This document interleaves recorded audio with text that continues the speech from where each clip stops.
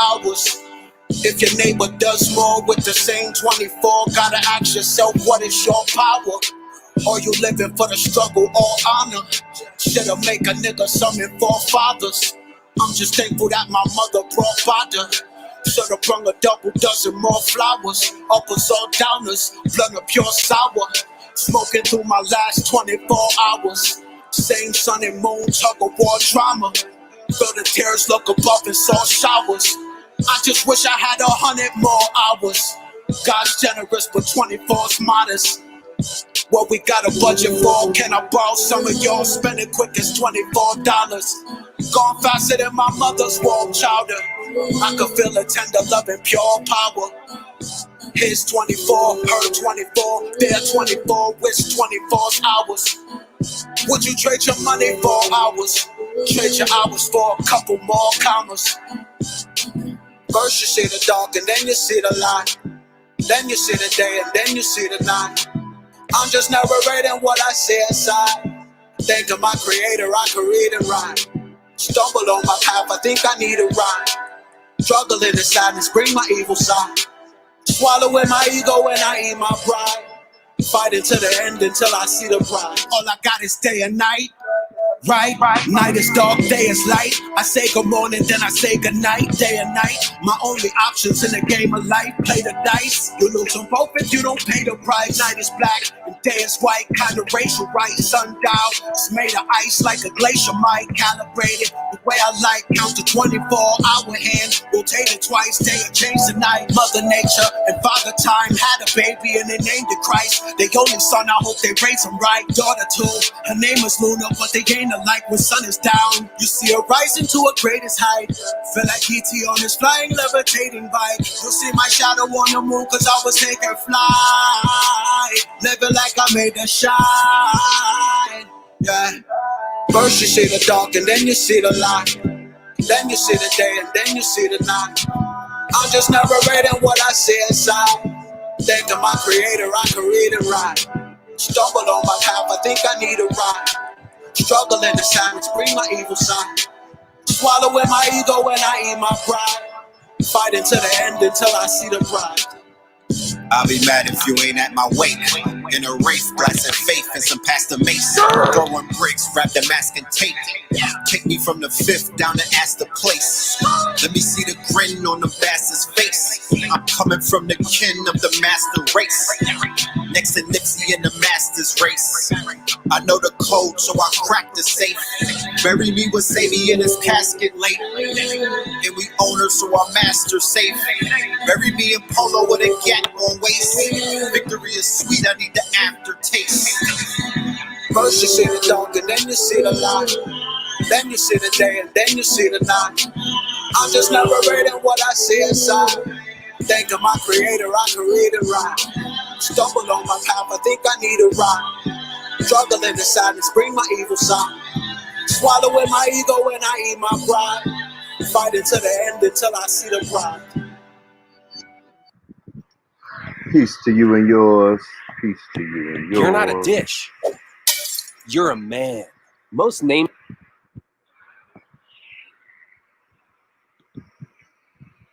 Yes, yes, yes, indeed. Yes, indeed. That, my friends, is off of the LSD album, Cambada, featuring Brother Red Pill, 24 Hours. Now, a lot of people are like, Brother Red, where's your album at? Oh, my goodness. What's good with Scorpion King? Everything is good with Scorpion King. The way that I'm not signed to a major label, right? I'm not signed to nobody's banking system. I'm not signed to, no corporation or whatnot. So the way that I gotta build up my buzz, the way that I gotta, remind the world that I'm still relevant in this music thing, because that's not what I do every day. You know what I'm talking about? I'm coming in through the side door to come kill these niggas. The way that I gotta do that is I gotta stay on top of somebody's project. and get the shit. I gotta get the buzz, yo. I gotta get the buzz. You know what I'm talking about?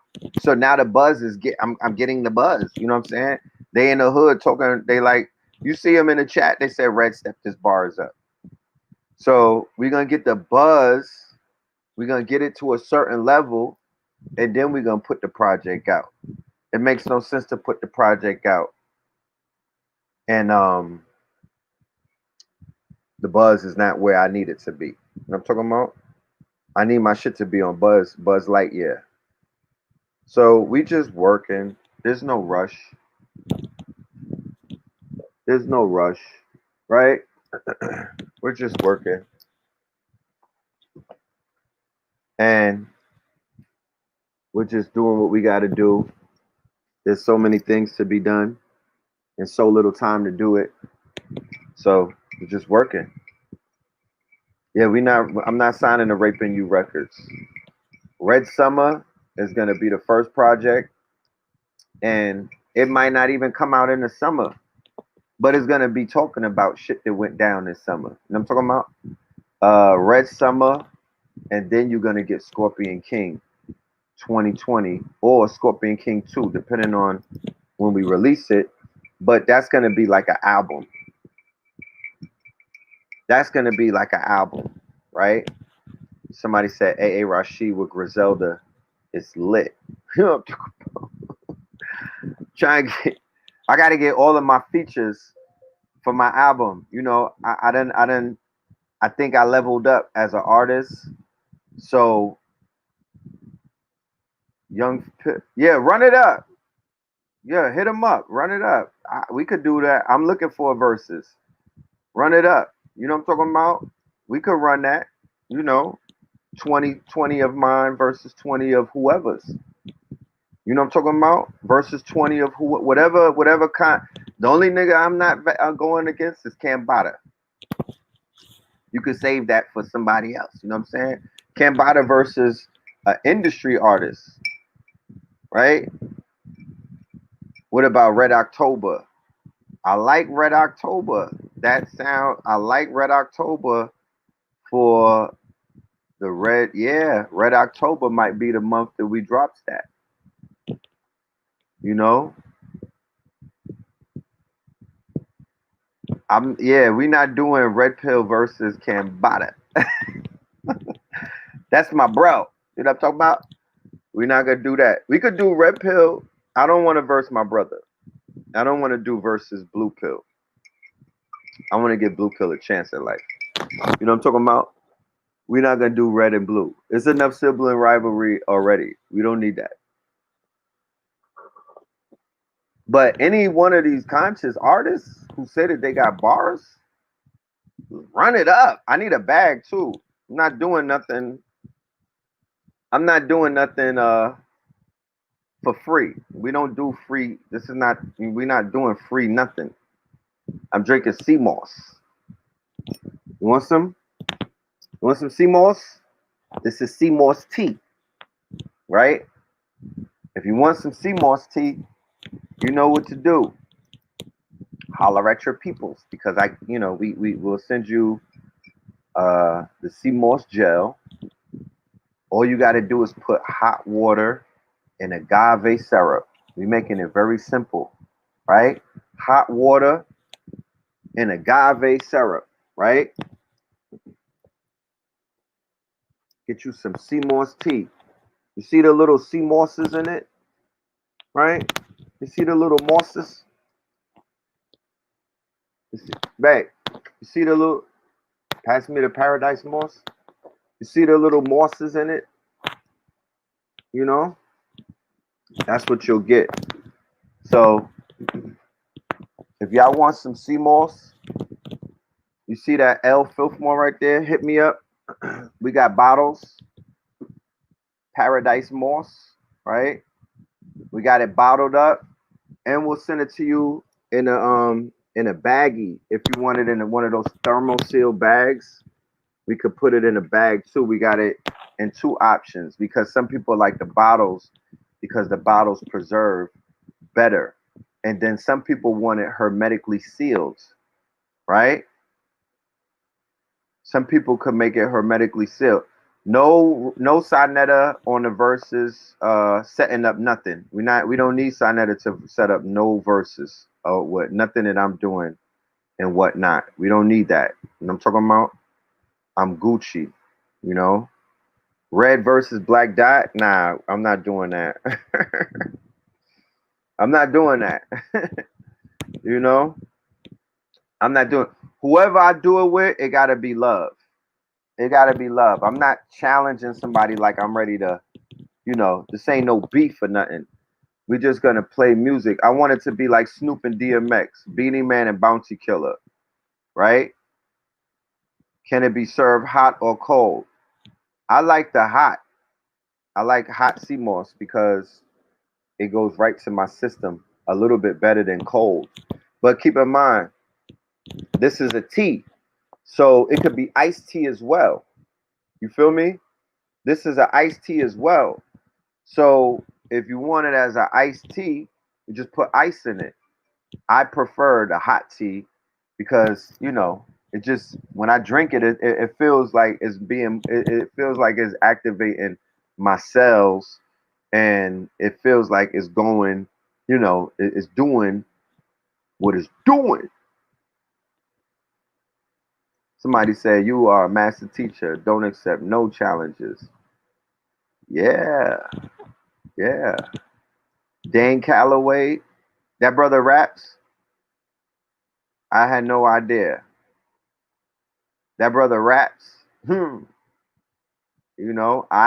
never heard his music, and I don't know how many of y'all heard it either, right?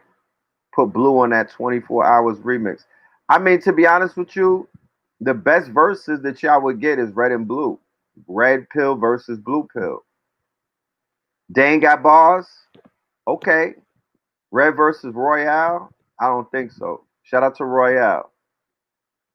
Shit, Black Dot is in the building. Black Dot, who do you think a versus will work out for Brother Red Pill? What's a good versus for me? What would be a good versus?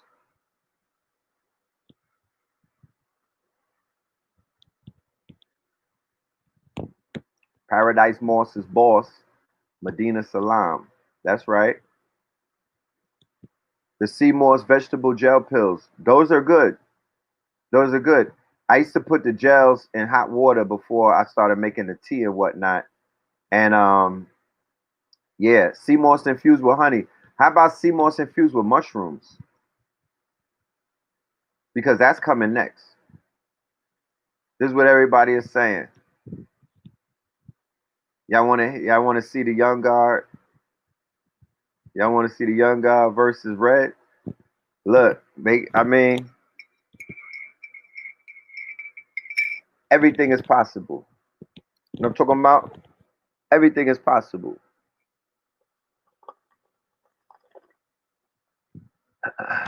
Somebody said mushrooms, never thought that. Yeah, I thought that. And that's what we got. You know what I mean?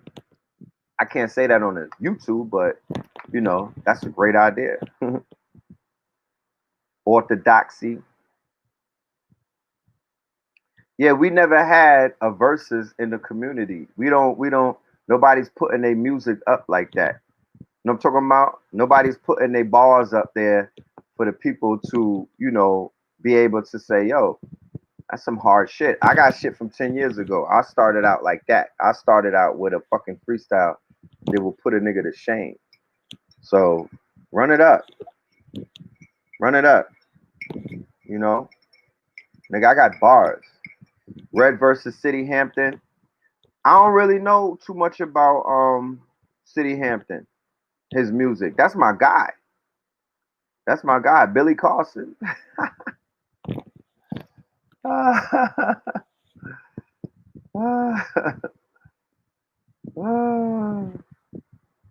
Oh man.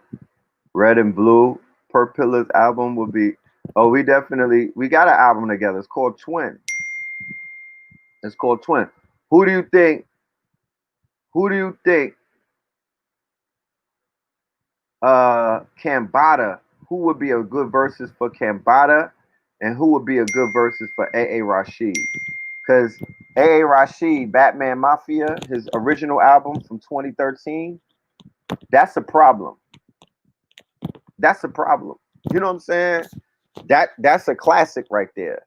Fard Fila, I done met Stevie, the dog food, a whole bunch of shit. A.A. Rashid, y'all can't sleep on him.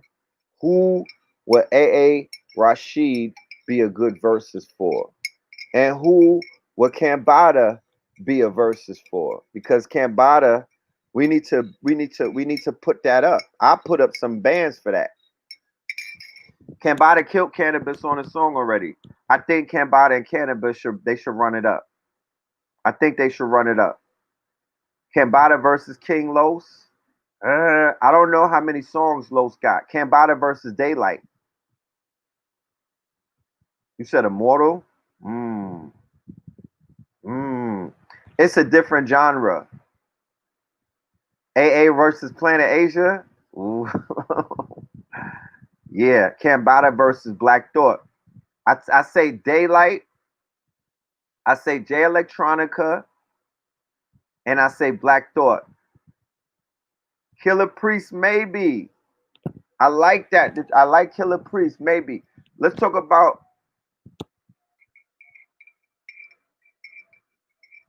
J Electronica's new scandal. We'll get on. We'll get to that. Kambada and Black Thought and Kambada and Killer Priest. That shit sounds like a movie. That sounds like a movie. Think about that. Because Killer Priest is not Cannabis. The reason why Kambada will run circles around Cannabis is because Cannabis is a dictionary rapper. And Cannabis is somebody just really hit me with one. Kambada versus Ab Soul. God damn. God damn. Man, oh man. Kambada versus Ab Soul. Do you know what the fucking what Ab Soul did for me with Control Theory in 2012? My goodness.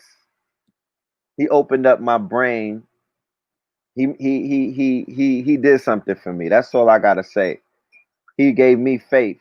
Jay Electronica gave me faith. People know that people who know me personally, they know how I feel about Jay Electronica's artistic skills. I don't know him as a person, but Jay Electronica as an artist, the way that he was able to merge the lessons and that was a blueprint that I was able to you know I was able to utilize that blueprint to kind of like refine my message and whatnot and my writing skills, but I was writing like that before that nigga came around. Let's be clear. Like I said, I'll be able to play some of my first freestyles from about '05, right? And I bring my producer, Mac Truck Turner.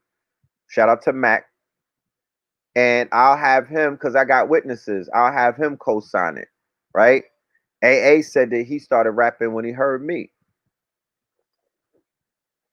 So when I heard Jay Elect, he's a commercial artist, right? And I was like, damn, that nigga ran. He got the formula and he's running with it. Kambada versus MF Doom, body bag. What about Jay Elect and the Rothschild chick? Yeah, we're gonna talk about that today. Like I said, I don't know the homie. Am I still working with Crumb? No. Crumb said that he wanted to work on his own and he wanted to do lectures. So we're not working. He doesn't want to work with me right now. You know what I mean? And I gave the brother all of my blessings and told him, do your thing. You know what I'm talking about? But God damn it, we missed out. You know how much exciting shit happened in the last few months? That's why I said this. I did it on my live on Instagram and I uploaded it to YouTube and I called it the Melanin Mondays precursor, right? And I was supposed to do Melanin Monday last night, but the power went out and there was a blackout in my neighborhood up until the point where I went to sleep. I was like, I'm tired of waiting for the lights to come on. And I went to sleep. So we wasn't able to do it. Henceforth, while we here right now doing the thugism, right? But how do I feel about New York City being forced to wear masks? Nigga, I'm selling masks. So you know, I'm selling masks. So it's all good. Nobody wants smoke with stick, man.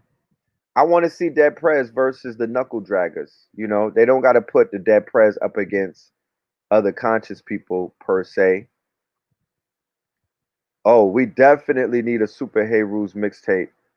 I want that Clue, Clue, Clue. Cause I came up on Clue. I grew up on Clue. So I love the Clue sounds. RJ Payne versus Cat. Y'all just throwing everybody out there.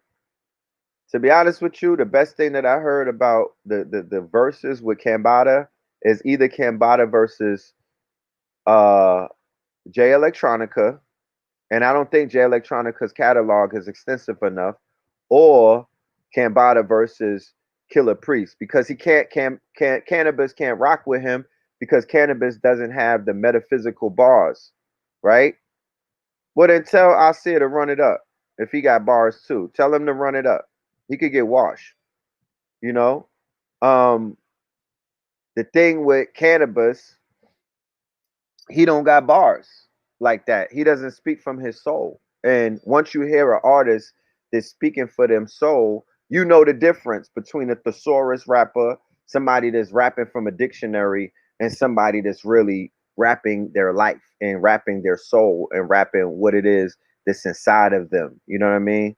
That's what Cambada brings. It's a whole different frequency. Go and Google Cambada and Cannabis. They already did a song. He destroyed them on the shit. You know what I'm talking about? He bodied them.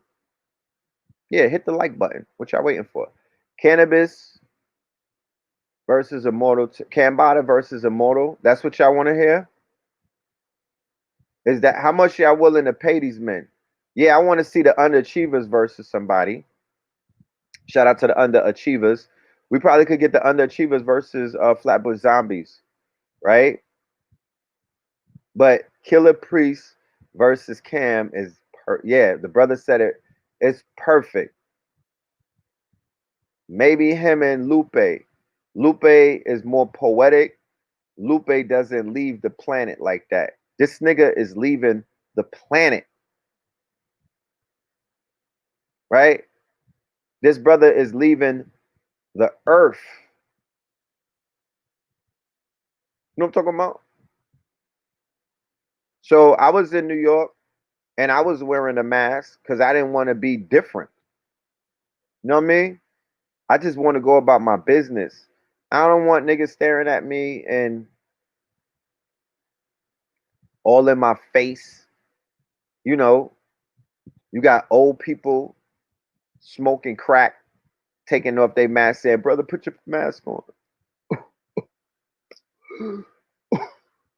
Put your mask on, bro." You got they fucking dope fiends with masks on, looking at me with no mask on, like I'm making them sick. Nigga, you're making me sick just by being in my fucking circumference. You're making me sick just by you breathing. You know, you're a walking petri dish. You know what I'm saying? They got niggas gassed up thinking that wearing a mask is a sign of health. And it's not. And it's not.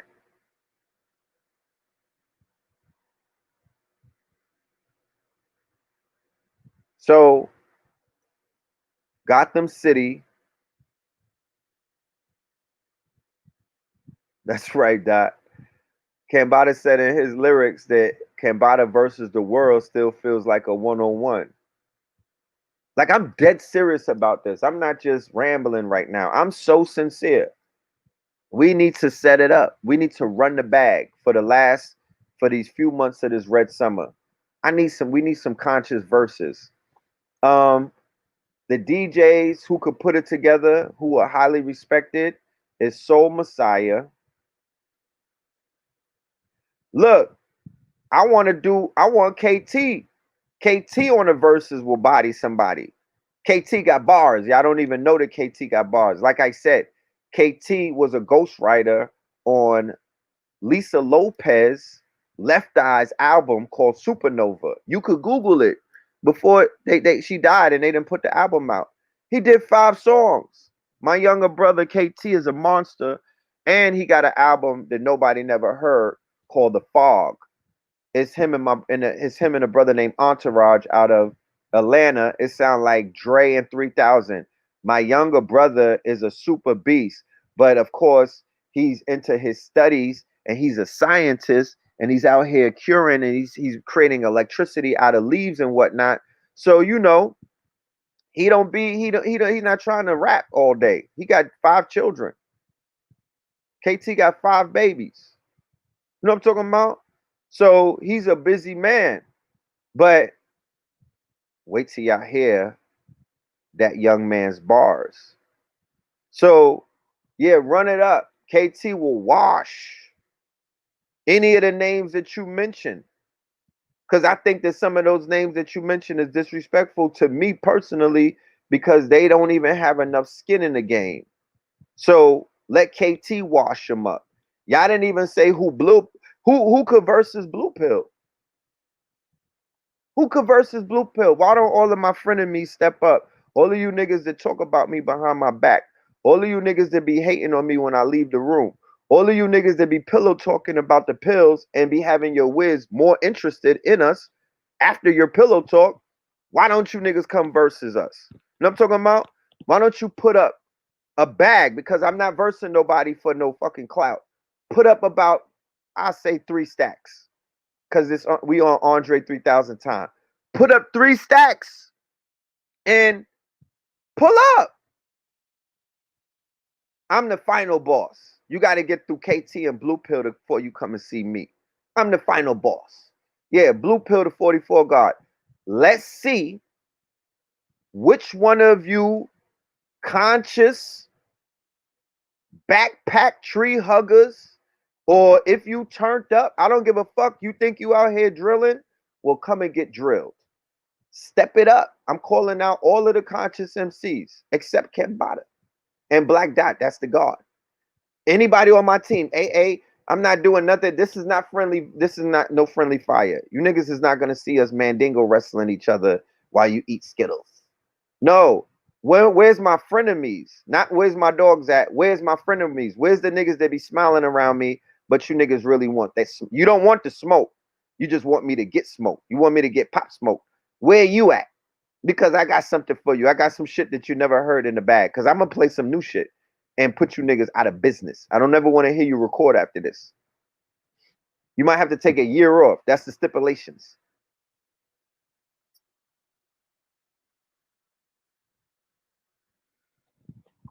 Does 19 Keys rap? 19 Keys is a rapper. He got bars. 19 Keys raps.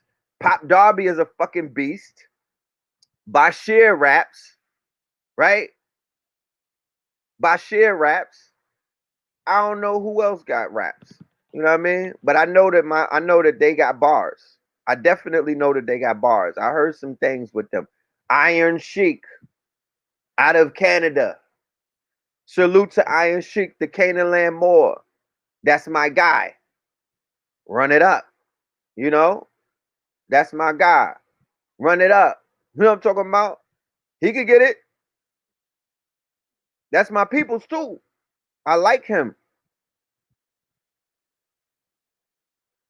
I like my dude. But who could go against Blue Pill? I just want to know. Who got the because he gonna play the poetry shit. Who's gonna go against Blue? Who could do that? K Reno out of Texas. He'll get washed. He'll get washed. Loaded Lux, Beloved, he'll get washed. And that's my guy. But Loaded Lux is good for Blue Pill. I want to see Loaded versus Blue Pill. Yeah, Ye versus the 44 guard. Because Ye been running with Did you see Kanye's album cover for his new album?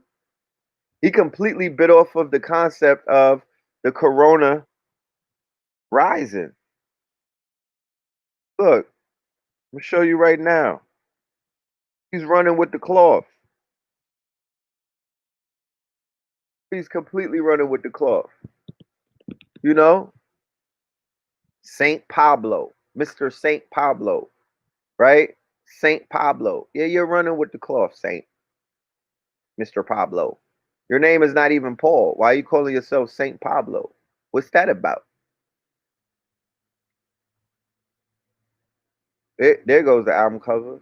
Hold on, let me pull it up.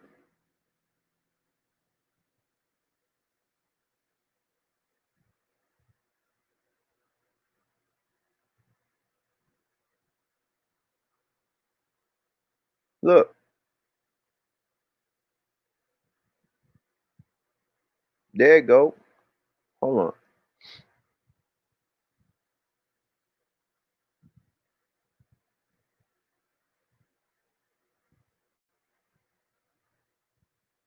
Look, is that not the corona rising? Is that not the corona rising? Right? Is that not corona rising? Like, come on, bro. You know what I'm talking about? Blue pill versus wise intelligence. Mm. Intertanglement. That's what blue pill calls it. Intertanglement. Not to say red versus Shaka Amos. Now y'all out here, y'all trolling me, right? Y'all out here trolling me. Casual of hieroglyphic. Run it up. I'll do that. That's my guy.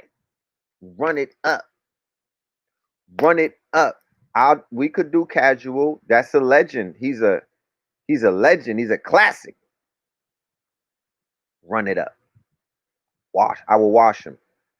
Um, Shout out to Royce the 5'9". I'm talking about.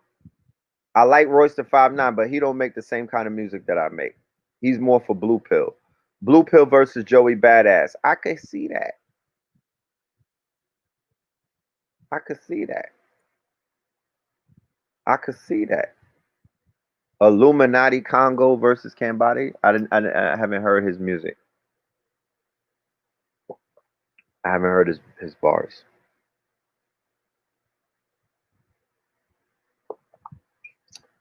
Look, I ain't even gonna blow this up.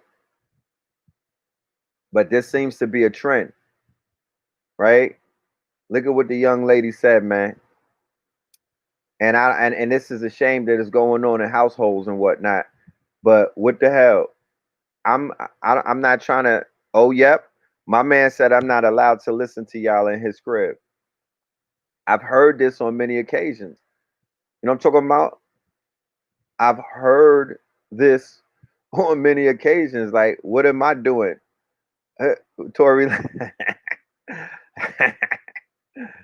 Tory Lanez versus Red Pill. Yeah, crazy.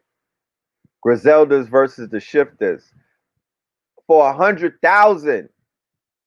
Oh my goodness!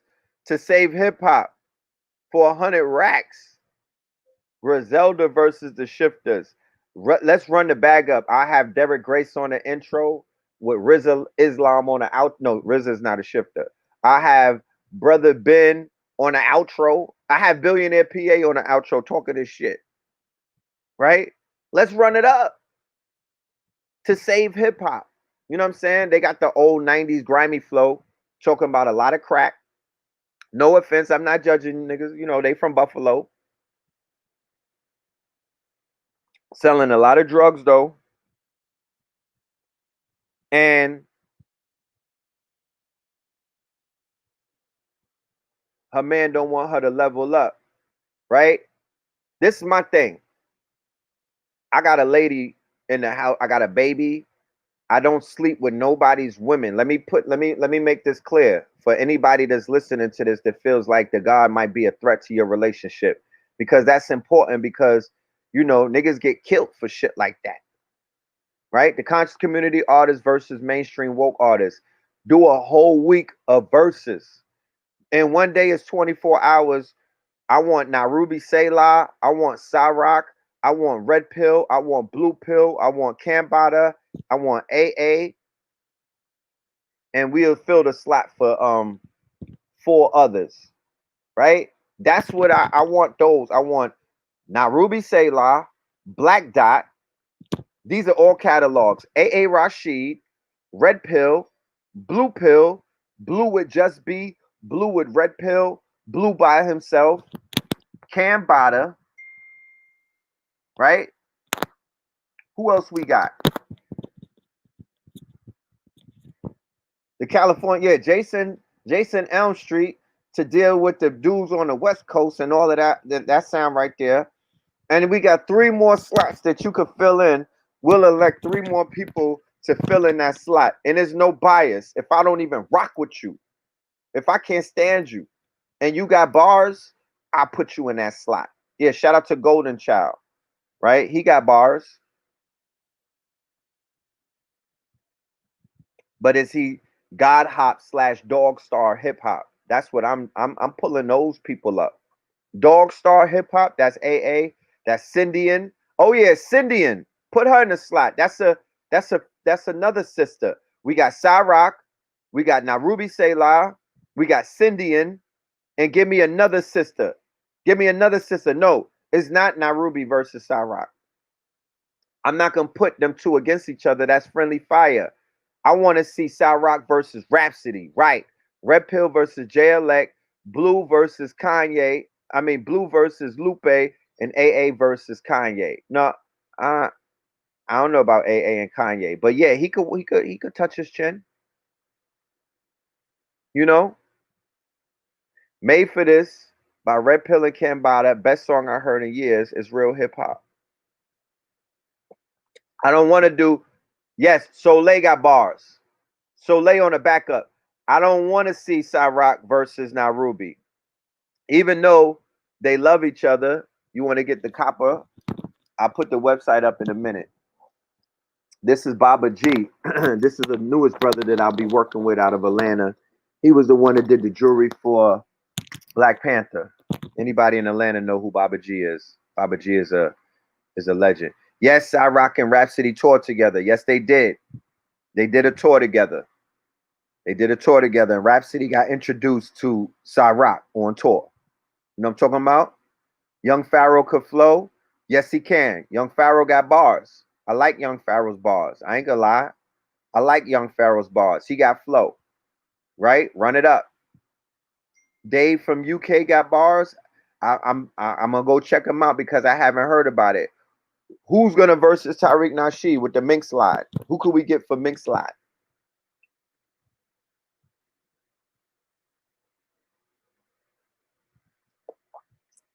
Rhapsody is fire. If Rhapsody is fire, then Cyrock is a supernova. Know what I'm talking about? If Rhapsody is fire, then Cyrock, Brother Sanchez, bring that nigga. Where is he at? Run it up. Run it up. It is wavy. Let's get a versus. Tyreek versus T-Pain. Let's get a versus. I'm gonna go check out Dan Calloway. I will check out Dan Calloway's bars. Salute to Dan Calloway because as a researcher, he might be one of my favorite, you know, in terms of what he brings to the table. I love his production. I love the content, right? I love the branding. I respect the branding. I'm not gonna say I love it, but I respect it. Flatbush Zombies versus Outkast. Yeah, now you on that K2. I need you to. I don't want to block you, but god damn it, you need to fix that, right? Flatbush Zombies versus Outkast. What? You can't put them up against Outkast. You can't put that. You can't do that. You can't do that. Cyrock be out of her body like Cam. Cyrock is the illest. Cyrock is part of my top 5 alive. There's no such thing as a female artist either. She's just an artist. She's out of her. She's out of her mind. Yeah, Jane Greasy. Please bring her forward because she be on Twitter, real woke like. I want Nairobi Selah to snatch her wig. You know, I want to hear. Yeah, I think that's a great matchup. Now, Ruby Selah and Jean Grey. I want somebody to body Azealia Banks. You know? Well, Earth Gang is a better matchup for either Flatbush Zombies or Pro Era. Earth Gang maybe versus Underachievers. That sounds better. Pro Era or the Underachievers versus Earth Gang, but never Outcast. You cannot put nobody new. You cannot put nobody new up against Outcast. There's nobody that impacted like Outcast. And remember, they were the first Atlanta rappers. Rappers. I'm talking about with bars, with content, with cadence and shit like that. It has to be another group that came out like, nah. You heard that Nicki got some conscious bars. I don't want to hear them. I don't want to hear them.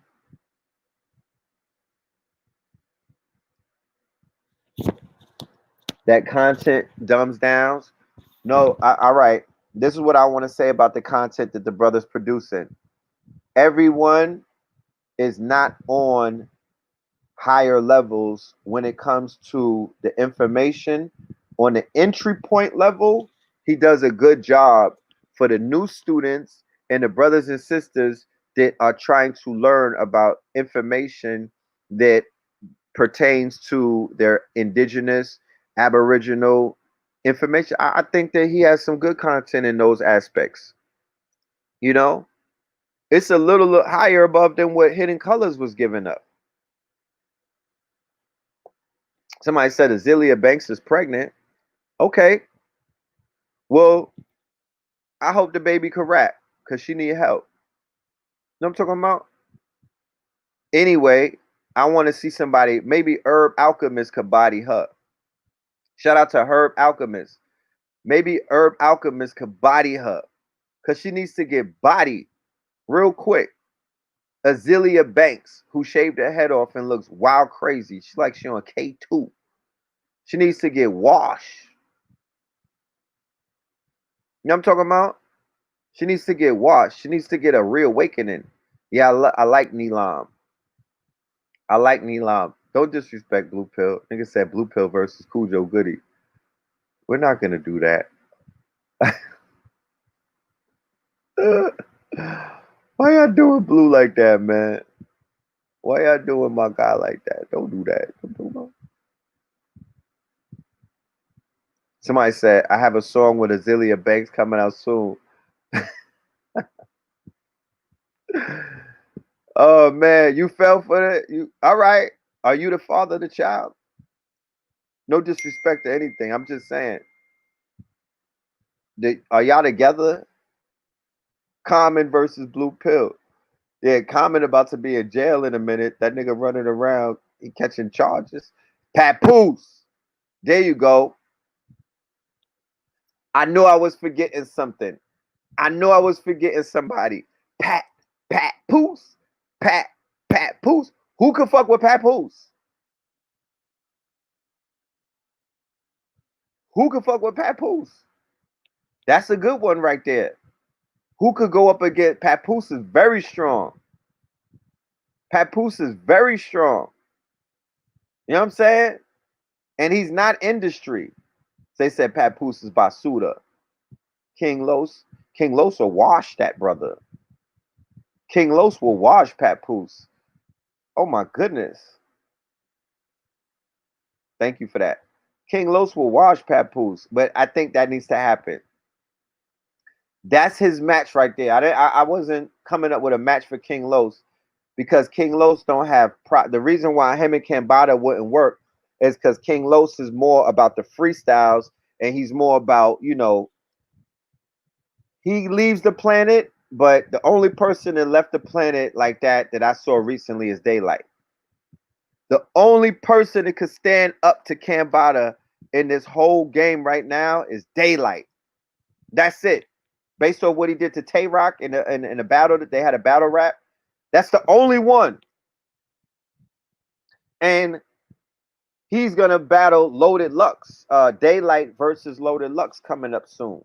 So we're gonna see who got the top god tier bars. But Daylight is a battle rapper. If anybody is like, who the hell is Daylight? Daylight is a battle rapper, and Daylight Kendrick. I'm gonna keep it 1,000 with you. That's that. I don't know if that's a match. You know, we're not on the same. Like, I don't think that our lyrics are matchable. You know what I mean? I need somebody a little more unorthodox than not to say that I'm better than Kendrick. We're just not a good match. I don't think that we match up lyrically in terms of our content and whatnot. You know what I mean? He doesn't leave, he's not a dog star hip hop. That nigga said that he was a Hebrew Israelite. No offense, but he still got some growing to do. You know what I mean? He might get on the Egyptian shit in like 3 years from now. But Daylight is a monster. Daylight, you could tell he's studying. You could tell he's studying. Red Pill versus Planet Asia.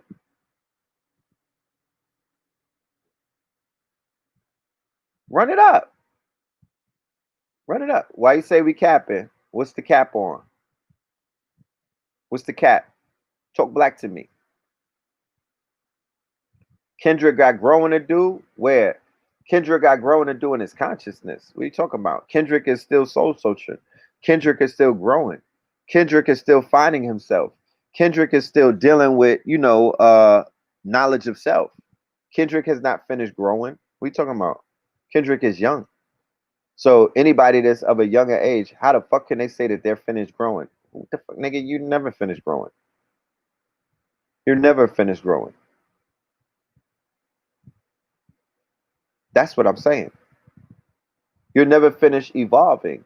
So Kendrick, in his growth process, I feel that his content will reflect that. He just got married recently. Is Kendrick a father? Does he have a fucking seed? Has Kendrick rapped anything really metaphysical? Has he rapped anything God tier? He's a great lyricist. He's telling stories about niggas in Compton and other things like that. Money trees. He's an awesome poet. His poetic skills are crazy. But go and listen to LSD and tell me if you ever heard anything like that from Kendrick, please. Wait till K Dot gets in his Kemet bag. Oh, he's gonna be a super problem. Yeah, Nick Cannon versus the fucking rabbi. They got his hands all in his pocket and his thumb in his ass. And I'm talking about? Yeah, how about that? RJ Payne. Is that my dude from Brooklyn? Who's RJ? Is that my guy? It's my guy.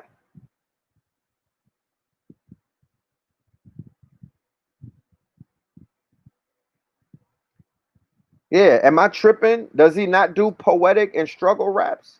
And he does hypocrisy raps. He calls women bitches. He talks about drinking and taking drugs, but he's Kendrick, so he could say those things and y'all be like, he's just young and cool.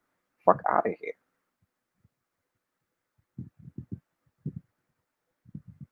Who's with Griselda? What artist you talking about? Stroll, the MC. I'm gonna look him up. I don't know him. Mika 9 from Freestyle Fellowship. Ah, if I didn't hear about him, no, he's not. Somebody said Kendrick is kind of trash. Nah, not trash. It's just that once you've been exposed to somebody with a ill pen, I like aliens. I'm into off-world artists. You know what I mean? I'm into artists that write their rhymes in off-world vehicles while they chilling with Dr. Manhattan on Saturn or somewhere. Like I'm with the off-world shit. I'm with somebody going deep into the caverns because Kendrick did that with Good Kid, Bad City, and whatnot, right? So why you keep saying Red Pill and Grandmaster Jay? Is that the guy from In Fact? Is he a rapper, bro? I thought he was a fucking DJ. What are you talking about? Who's battling Nas? The only person that could battle Nas is Jay-Z.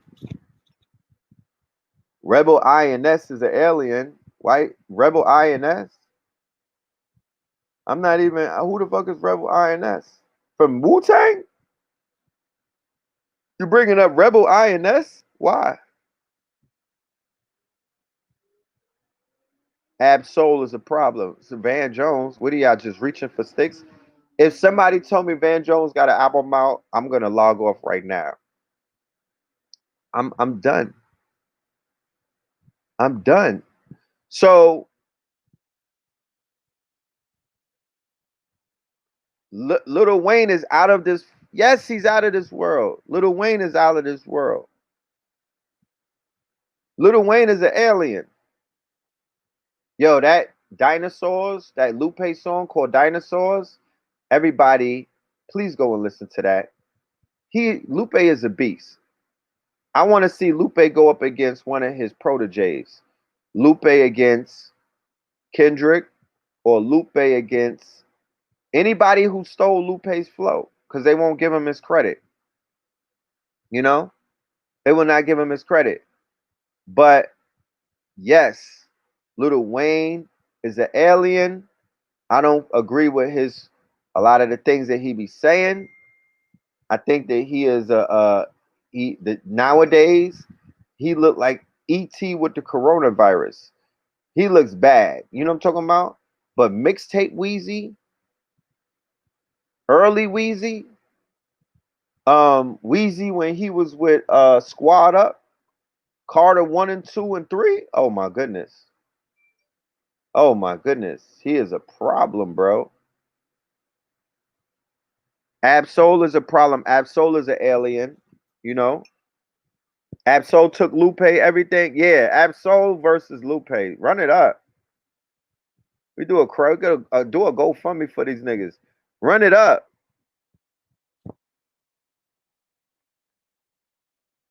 Do I think Nas versus Scarface is a good matchup? Quite possibly, but the lyricism of Nas and the deepness of his catalog, not to say that Scarface has a very deep catalog, but his lyrical content, Nas will kind of he will kind of wash up Scarface real quick.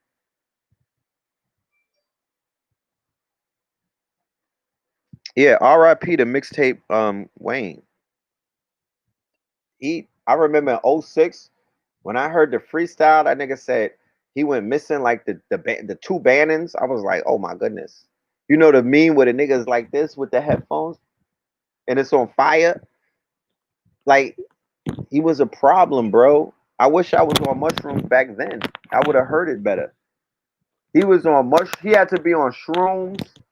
This was before Lil Wayne got on hard drugs. He had to be on the roomies. He had to be on shrooms. Most Def versus who? Well, Most Def versus Jay Electronica is a good matchup. Most Def versus that nigga who he be rep Talib Kweli. That's a good matchup. Get him out of here. Most Def versus Twin Pillar Concert in the Caribbean. Run it up. Let's do it. Run it up.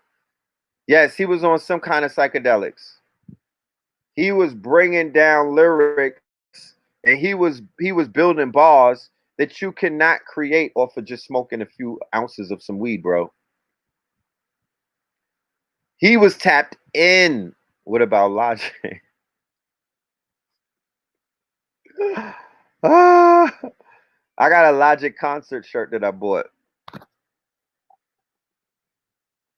Logic is Qadir Latif. I like Qadir. I like Qadir. Yeah, Wayne. One day, I'm not gonna. I don't know if I'm gonna interview him, but he's gonna let y'all know what is the psychedelic that he was on when he was doing mixtape Wheezy. And the thing is, this this retarded ass alien that he is, he wanted to go further. And what did he start doing? He got addicted to hard drugs, right? He got addicted to hard drug, and yeah, it was over after that. This nigga Logic created a suicide hotline because he's been criticized by Joe Buttons out of all people. Joe Button hates this nigga. And the artist named Logic, who happens to be biracial, is that I don't want to make a incorrect terminology of the statement and offend anybody. Do I know who Crooked Eye is? Of course. Look, I know who all of the artists are. I'm in the culture. Like, I'm a cultural connoisseur. You know what I'm saying? Like, hip hop is in my bloodstream. I don't overlook the artist. I pay attention. I listen to music. You know, I study it. But he went further trying to tap in, and he got caught up in these hard drugs like heroin, cocaine. He started skateboarding with white people. And you know, oh yeah, Logic. Come on, look at this stuff. Look. We got to hold these young men in our arms like babies because they too moist for real life. Nigga, you're an artist. How dare you say that another man criticizing you makes you want to commit suicide? Nigga, you're a rapper. What the fuck are you talking about? Commit what? Nigga, you better go into the studio and write some bars against him. You know what I'm saying? You better clap back. You better bust your gun. That's why you were, that's what I'm saying. People get endowed with the skills and they don't use them. He forsaked his skills. He forsaked his skills, right? Where is he? And I'm not making fun of nobody who has suicidal thoughts because when I was depressed and I was younger, I had suicidal thoughts as well. So I know what that means. And I understand that, especially the teenagers and young adults and older adults, they go through a lot of these mental, what do we call it? Tug of wars with their lower and their higher and all of that. Yes. So I'm not clowning anybody who has mental health issues or who may be suicidal, but I'm raising awareness to the fact that you should be encouraging, right? Did this nigga report it and get it taken down? Hold on. I'm saying this as an artist, you need to speak up and be a little more proactive because you don't want to promote weakness to impressionable youth and shit like that. You don't want to do that. Look at this nigga. Look at your man.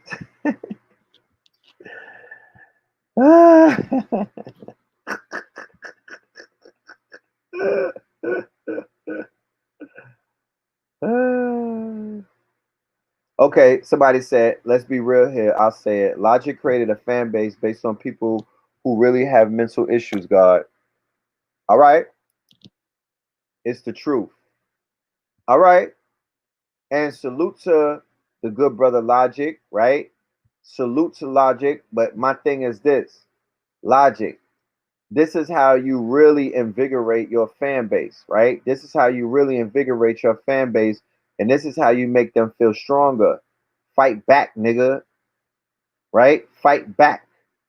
If somebody is herbing you, if somebody is out here clowning on you, if somebody is hating on you, fight back. Punch that nigga in his mouth. That's what I'm saying. You were blessed with a pen. You are cowering. And by being a coward, right? When you take New York niggas to the beach, they gonna wear their Timbs, they gonna wear their raggies, and they gonna wear their shorts to the beach. Yeah, they everybody look like fresh out from New York when they on vacation. Is that, am I lying or not? That's how it goes. New York nigga, you can't take them nowhere. You cannot. Where is the logic shit? Well, you know, Instagram be taking my they take every now and then they'll take one or two of my posts. So they might have took that one. Hold on. While I go look for it, look at what they doing.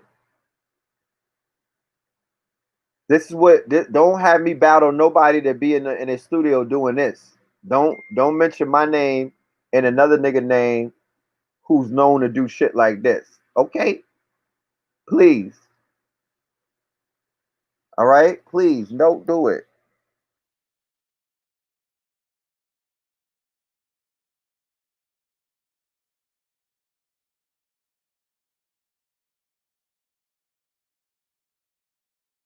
So why don't you just make a diss song, Logic, right? Because now you playing victim and you're like, oh, people be bullying me. And that's mad moist right now. Nigga, you got bread. Why don't you put some money up? Why don't you get a ghostwriter? Why don't you sign somebody who could take this nigga out? I'm for the solutions. Because you bullies, they get stronger when you say stupid shit like that. It's not gonna make them go away. It's not gonna make them go away. Right? This is what this is why hip hop is so strict. This is why hip hop is a man sport. This is why hip hop is for alphas. It's for women and men. But look at Queen Latifah when she came out. She was uh she was, you know, she was standing up. You know what I'm saying? She was a woman and she was womanly, but you couldn't who you calling a bitch? Right? She was checking niggas. Who you calling a bitch? Right? She wasn't being timid. This ain't nowhere for timid niggas.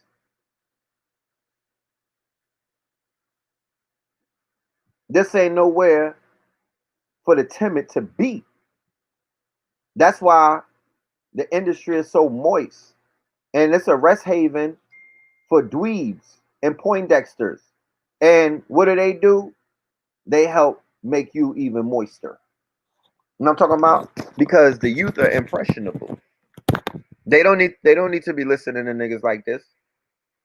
You know what I'm talking about? Not to say that everybody's a beast or everybody's a warrior or everybody's out here, you know, on some tough guy thing. You don't got to be tough Tony to answer somebody back who makes you want to kill yourself. And you're an artist. If you're an artist and somebody makes you want to kill yourself, paint a picture about either them or the situation. If you're an artist and if you're a musician, a recording artist, write a song about it. Go after this person. Do a verses. Why don't you do a verses with him? That will help your anxiety logic.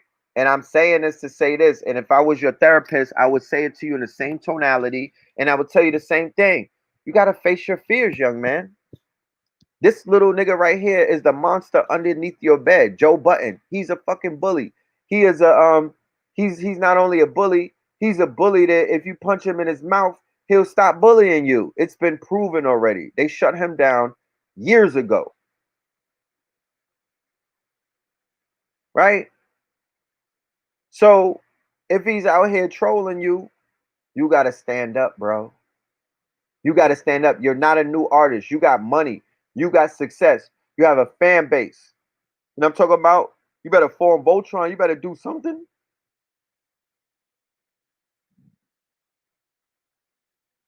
Joe Button don't even rhyme no more. How dare you? How dare you put that out into the atmosphere and let other young children or other impressionable people or other people with mental health issues read such a fucking moist headline? You're supposed to man up, man. And that's the problem with society today. We give passes for weak shit like this. There's no pass for nothing like this. This is not hip hop, bro. This is not hip hop. This is this new version of shit hop. This is this nightmare. This is this post hip hop is dead. Nas said hip hop is dead, and then we got zombie hip hop. You know what I mean? We got deaf culture. This is that moist type of thing. You got academics talking crazy. Look at what's going on with the culture. Look at what's going on to the culture. Right? The culture is sick.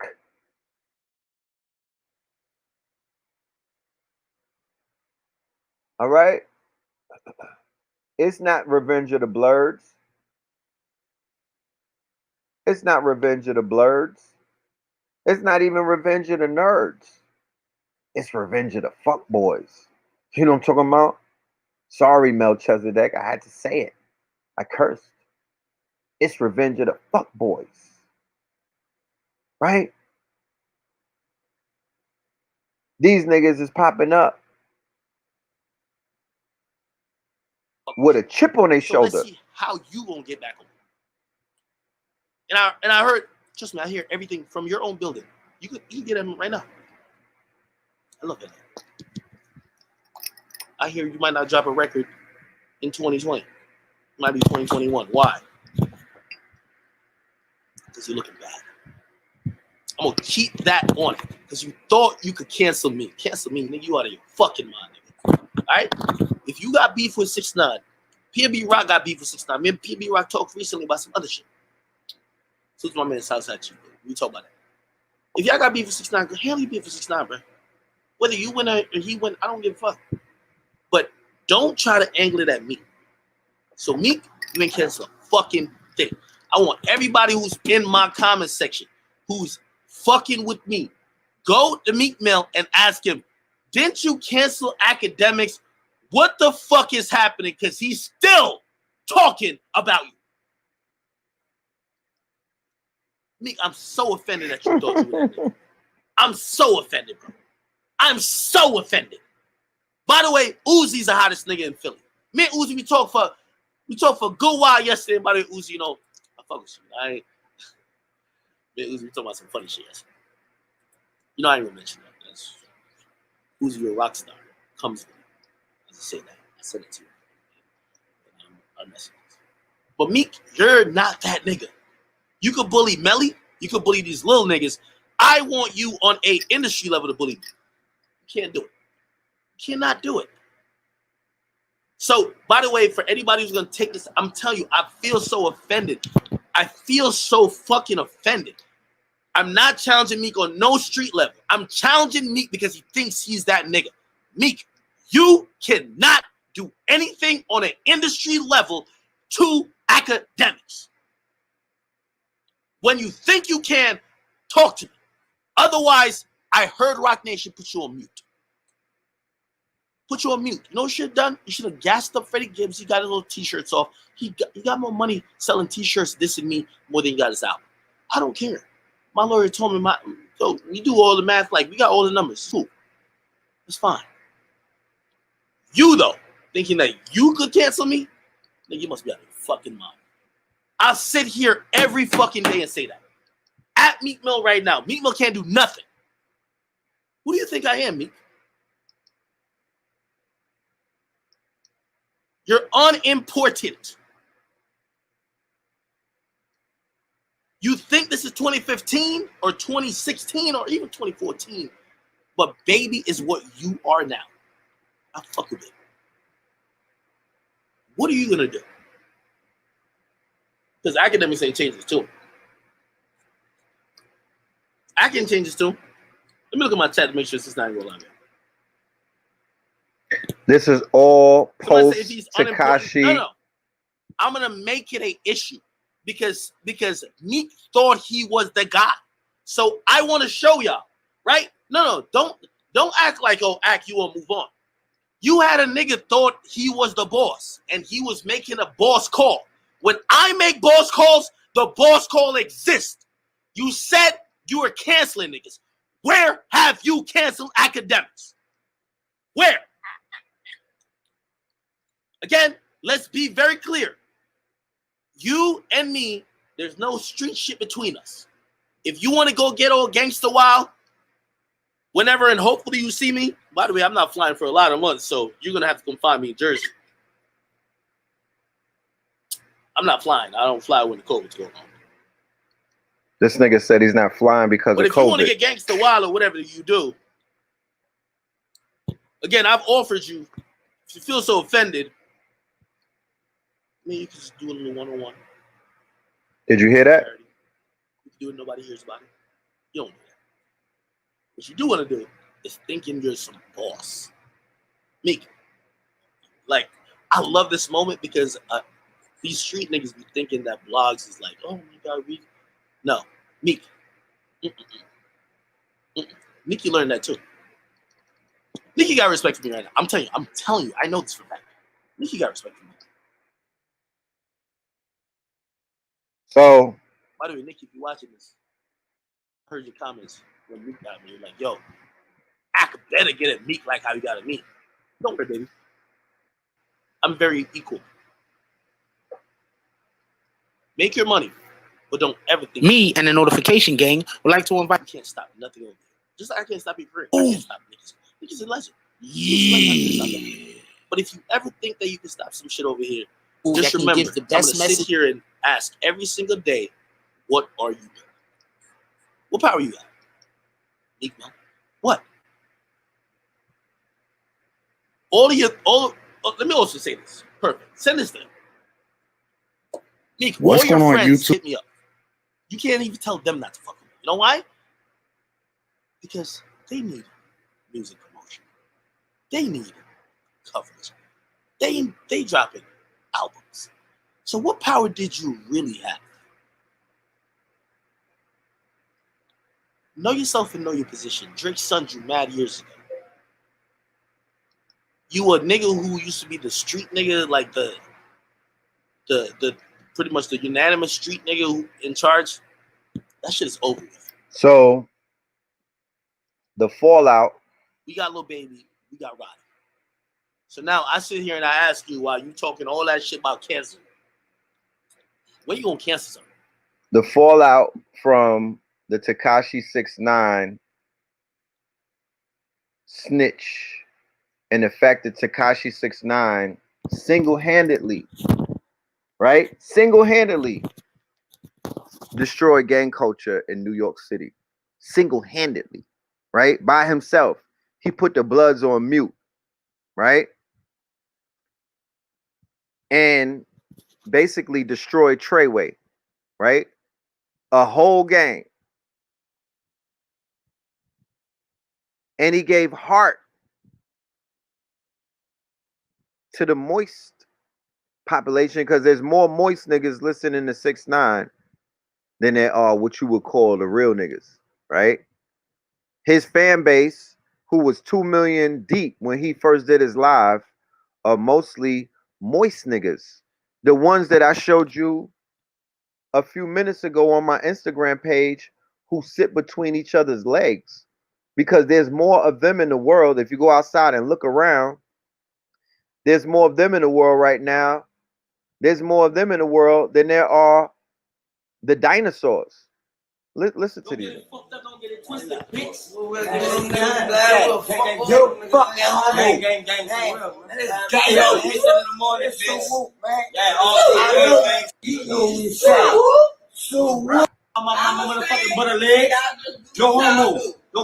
This nigga said no homo.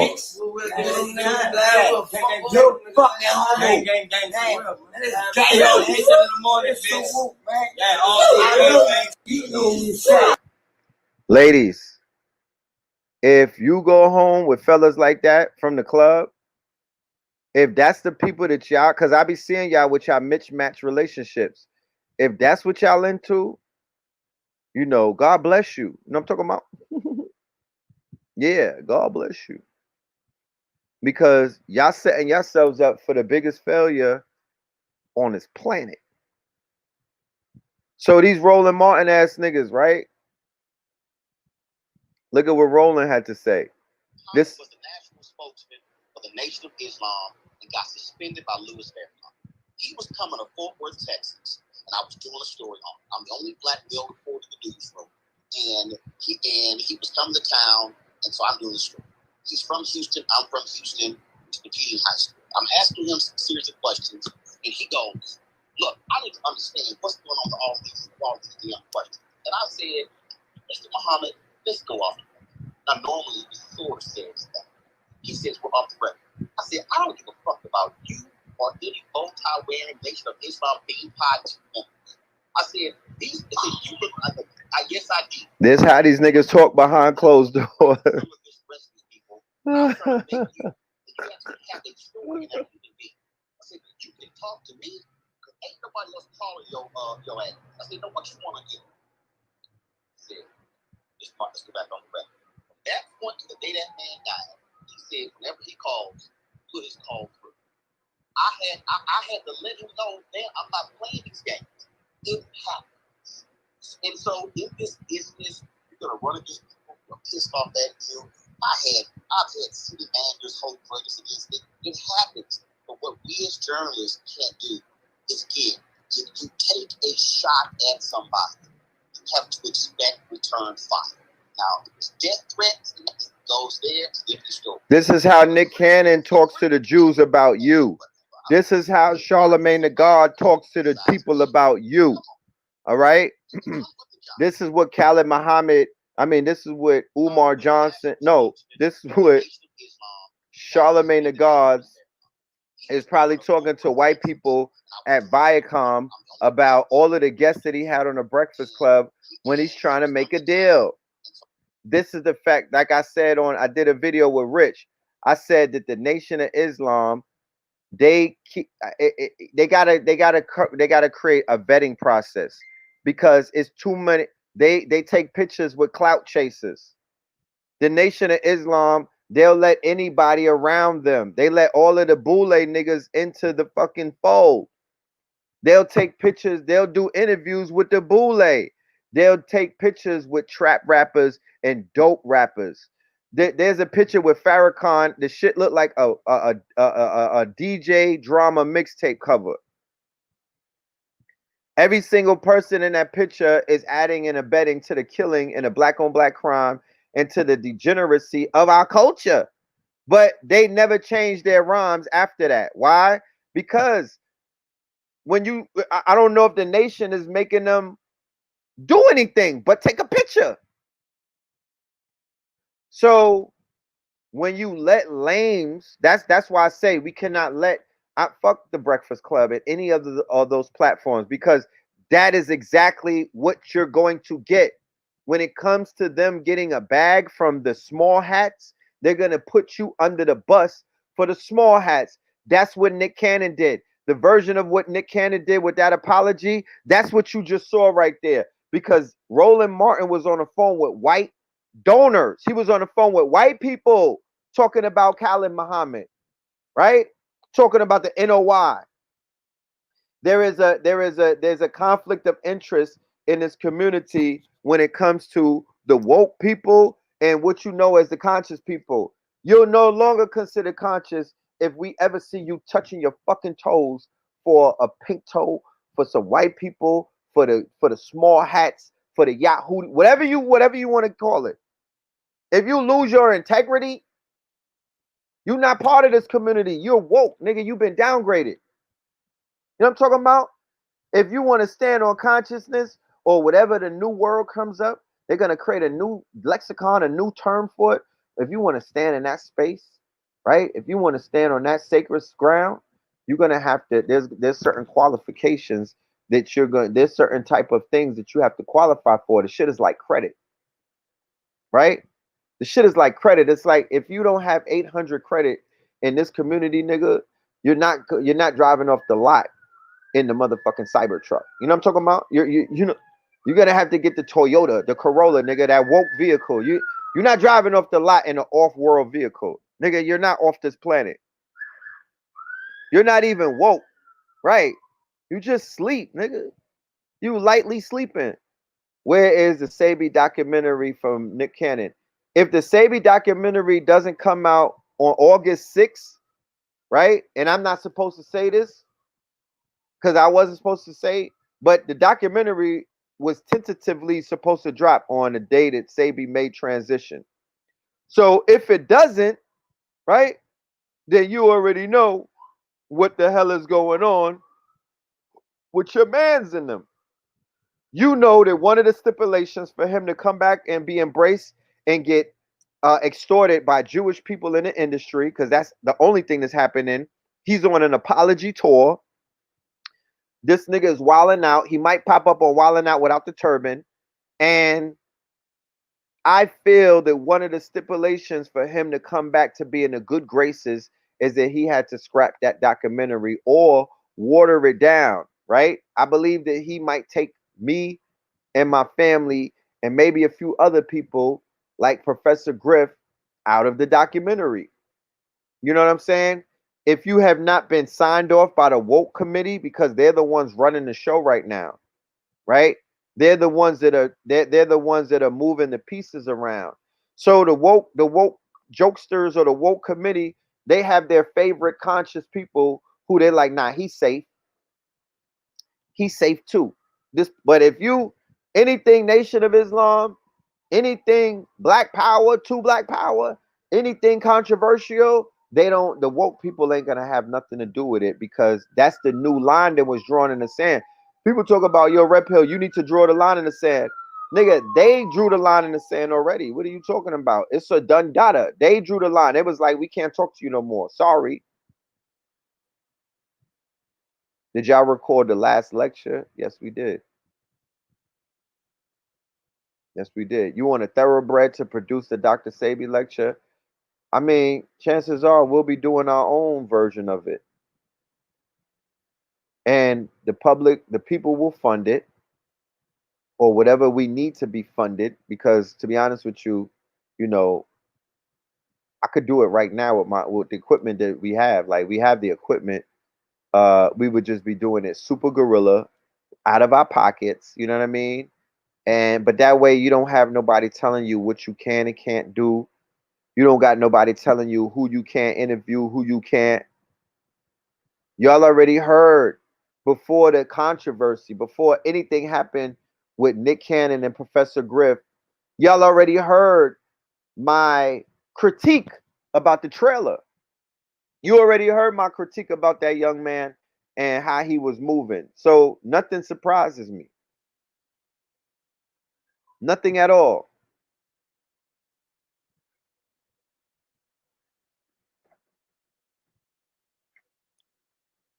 You know?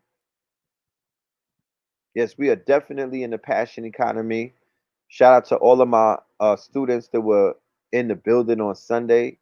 It felt so good teaching about economics.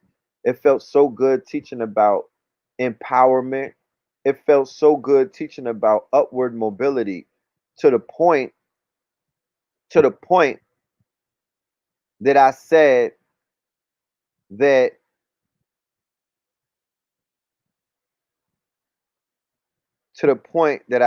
I'm going to be doing more content on that frequency, right? That content and that frequency, the frequency where I'm not doing exposure videos or I'm not doing decoded videos or I'm not doing, you know, incendiary type of commentary and whatnot. I don't need to always do that because I don't want to burn myself up. All of that fire could be, they be cautious when playing with fire. And I don't want to spend my whole life doing the fucking decoding. Right? Did I see the Hoppy documentary? Yes, I did. And that is an excellent documentary. The brother who did it, his name is Tyreek, and it's not Nasheed either. His brother's out in New York. And he put together one of the best documentaries that I've seen in 2020. It's called a Hoppy, Hapi. Thank you, Sister Leanne. I appreciate you. How could you get the recording? $44 to the Cash App. Matter of fact, I don't even have my banner up here. Let me go and put this Cash App banner up so y'all could send some tips to the tip jar, because I gotta say the disclaimer. This is my Patreon, right? I need more people signing up to Patreon so you could receive more content. You know what I mean? Once I hit 100 on Patreon, I'll start going live on Patreon. But the key is to hit 100. And don't sign up for $5. I don't even know if I got that option. Stop lowballing yourself. You know what I'm talking about? That's just my advice. You know, I can't tell you what to do, but from my vantage point, don't lowball yourself. You know, life is a little more you should value life, you should value information, you should value the teachers that you have amongst you, you know, while they're still amongst you.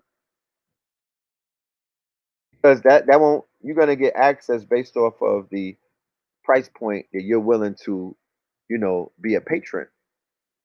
I'm talking about, that's how that works. So shout out to all of my pre-existing Patreons, right? And shout out to my new Patreons that will be signing up, right? So send 44 plus your email, and you'll receive the lecture with me and Billionaire PA. It's about 3 hours long, and we have testimonials, right? We have testimonials, right? So people enjoyed themselves. They know that the information was something that you could walk away with and get on top of right away. And we're offering a 4-week course, and the going price is slashed half. It is slashed in half to 444. So if you want to do the class, if you want to do the 4-week courses, that's going to introduce you to CPAs.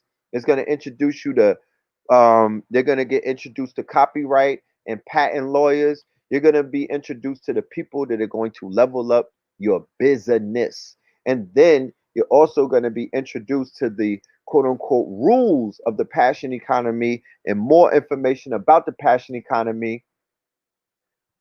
Right after we did the lecture, Cardi B came out the next day and said that she has an OnlyFans page. The OnlyFans is part of the passion economy. Don't judge me. Don't judge her. Don't judge any woman who is making money off of quote unquote the passion economy. That is the new economy that has risen up. That is the new economy that has come up, and it's an economy that celebrates the individual versus the group versus the organization versus all of that other thing. It's celebrating you, the I am, right? You got blessed with a great singing voice. You got blessed or gifted with good pipes, right? Your throat chakra is on fleek. You start your page on Patreon. You start your page on OnlyFans. You start your page on one of these platforms where people can celebrate you, right? Somebody says she got millions. How much more do you need? You got a daughter. Who the fuck cares? It's Cardi B, my nigga. It's Cardi B, right? You already know what she's about. She represents whole culture. She represents ratchet culture. Niggas want to see some titties, bro. Niggas want to see her. They want to see her butt naked. And that's what she's going to give to them. I'm not here to judge nobody in what? In Malkuth? During the Kali Yuga? You think I'm going to sit here and fucking judge somebody? That's not what this is about. Who knows if she's going to show them flesh?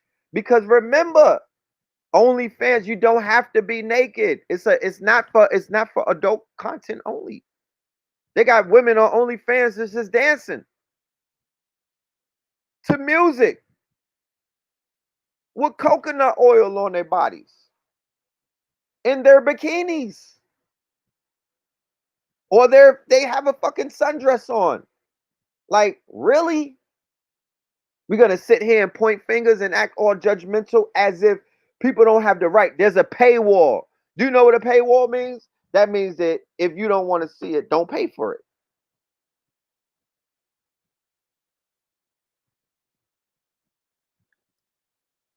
Don't count her money either. Talking about she got money. How the fuck do you know what she got? What's the difference between Patreon and OnlyFans? Nothing.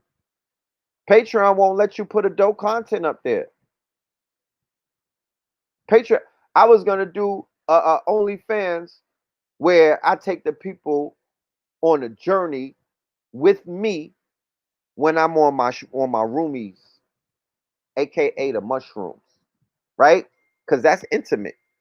The shit that I be saying, the thoughts that I have, the things that I be doing, I will never put that on Instagram. And YouTube could never get that. That I would never give up the free, I would never give up that content for free. That is all private. That is all personal. But if you scared and you like, yo, I don't know what the mushrooms is about. I heard that you be hallucinating. No, nigga, this is not acid. Everybody, you niggas smoke weed all day, and everything else that you hear about, you think that it's fucking acid. Because that's the type of fear, the spooky ass Negroes. These niggas be out here selling crack. These niggas be smoking crack, talking about I don't know about the mushrooms. Nigga, you on crack. What are you talking about? You niggas is sipping fucking heroin, lean. These niggas is on Molly Percocets talking about, yeah, I don't know about the mushrooms. You fucking retards. You are on chemicals. You're on pharmacopoeia. Nigga, you're on you on some shit that they made in a lab. All I'm saying is there's something out here that nature made that will heal the holes in you niggas got holes in your brains. You know if you jack off, you know if you fucking ejaculate too much, you know if you niggas don't fucking put no kind of things, if you niggas don't fix your brain, that you have holes in your brain. If you not actively working to fix your brain, you're a dub. You're gonna walk around looking like Fabio Foreign. Look at Fabio Foreign. This nigga is retarded. You know what I'm talking about? I was watching an interview on Vlad. I feel bad that I even played one of his songs on my Instagram stories. He's a retard. And he's proud about it. I know I did promise I was gonna stop cursing. So let me remind myself. Nigga, stop cursing. But that's my OnlyFans. My OnlyFans is you sign up, right? They didn't approve me yet. They want me to send in my ID. So I'm just waiting to get the fake ID so I can send it to them. You know what I'm talking about? But my OnlyFans, right? My OnlyFans, I don't know Hassan Campbell. I don't know that man. Don't ask me about him. My OnlyFans, right, is what? Me on a shroom journey, right? And my evolution and my change. Nigga, there's a paywall that you're gonna have to walk through to be a part of that world. It could be 1 or 1,000. I'm not doing it for the bag. I don't care about your fiat. You know what I'm talking about? But what else we gonna barter? You gonna send me some sea moss? I got that already. Yeah, somebody said he raps in bullet points.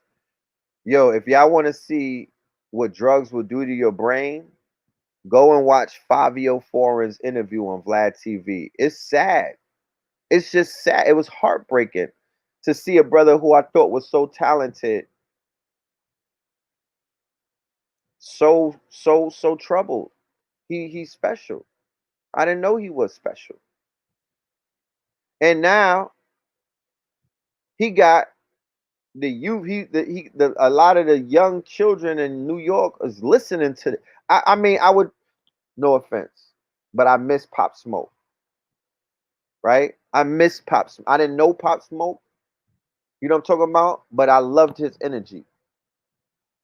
He was the real star of the whole thing. Bobby Shmurda is on his way home, I heard too.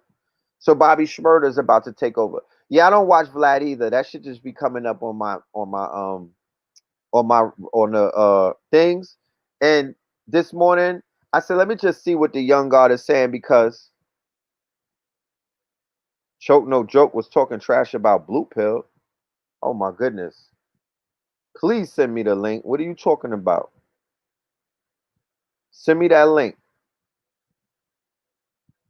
How do you get on? How do you do shrooms? You know what? I can't tell you on the internet. You know? Let's pray that Choke No Joke didn't say nothing crazy about my brother, Blue Pill. Please. Let's pray. You know what I'm talking about? Let's just hope that you trolling when you said that. Cause yeah, shout out to Amir Loon. If anybody got Loon's contacts, if anybody got Amir, that's Loon from Bad Boy. If anybody got Loon's contact, please reach out to me. Cause me and Loon was chopping it up in Atlanta before he went to jail, when he had just converted and whatnot. You know, yeah, like if you want to know anything about the shrooms, that's a consultation fee. You gotta have to hit me up, and I'm charging 200 an hour. Okay, charging 200 an hour. If you want to talk about it, if you want to see the journey, I'll let you know when my OnlyFans page gets approved and whatnot, because that's where you'll find me. You won't find me on YouTube. You won't find me on Instagram. You won't find me on Twitter. You're gonna find me behind a paywall talking that talk. And you'll also get to see me having fun, because that is you know, it's a journey, man. I love the journey. And I was afraid to go on that journey. I had fear in my heart. So I understand how people feel. I was afraid to go on the Toad journey, the Bufu. And I did it on the Lionsgate, which is coming up, 888. Shout out to all of the family in Detroit at the Psychedelic Conference. Uh, my attendance is going to be tentative. I don't know 100% if I'll be there, but we're going to, KT the Arts Degree will be teaching, and there's going to be a tribute to Baba Kalindi, right, who made transition during the coronavirus, and a lot of these niggas in the community didn't even say his name, right? So they're going to give him his props in Detroit, right? And I'm going to be there. I'm going to be there, you know? Because I got to pay homage to him, because he is the truth, and he is on the ancestor realm, and we're going to be in the ancestor realm very soon. All of us, the great inevitable. I don't care if it's 80 years from now. I don't care if it's 100 years from now. You are still going to be in the quantum realm with the ancestors. So why not pay homage to them while you're here right now? They're listening. They're not here, out of sight, out of mind. You're supposed to put them on your altar. You're supposed to continuously say their name. You're supposed to speak about their greatness. You're supposed to do what? Make documentaries and hail them up. You're not supposed to talk bad about them. Look at what Takashi did. I almost forgot. And I got to show you what's going on in these streets, because these streets are losing their value. These streets are becoming very crazy. Bro said $200 an hour. Yeah, that's my consultation fee. That's a fact. That's my worth. $200 an hour for consultation. I'll consult you about anything that you want to build on, and I will. If there's something that I don't know, which isn't a lot, you know what I mean. I don't know a lot of things. I'm gonna just say that I don't know a lot of things. I don't know everything. There's a bunch of things that I don't know. But for what I don't know, I will point you into the direction of those that do know, because what I do know is that I have a vast network of people who damn near know a lot of the stuff that I don't know, right? Um, the doctor is pressing them about vaccines. How? I got a newborn. They not pressing us. They said it should be 500 and 400, right? Yeah, I agree. I agree, but 200 is not much. Yeah, 200 is definitely like 20, right? But what I'll start at 200 for the family. You know what I'm talking about? I'll start at two beans with the family because at the end of the day, I'm not really trying to come up off of nobody. But my time is important. I'm sure you could understand To that. come back at you with another video.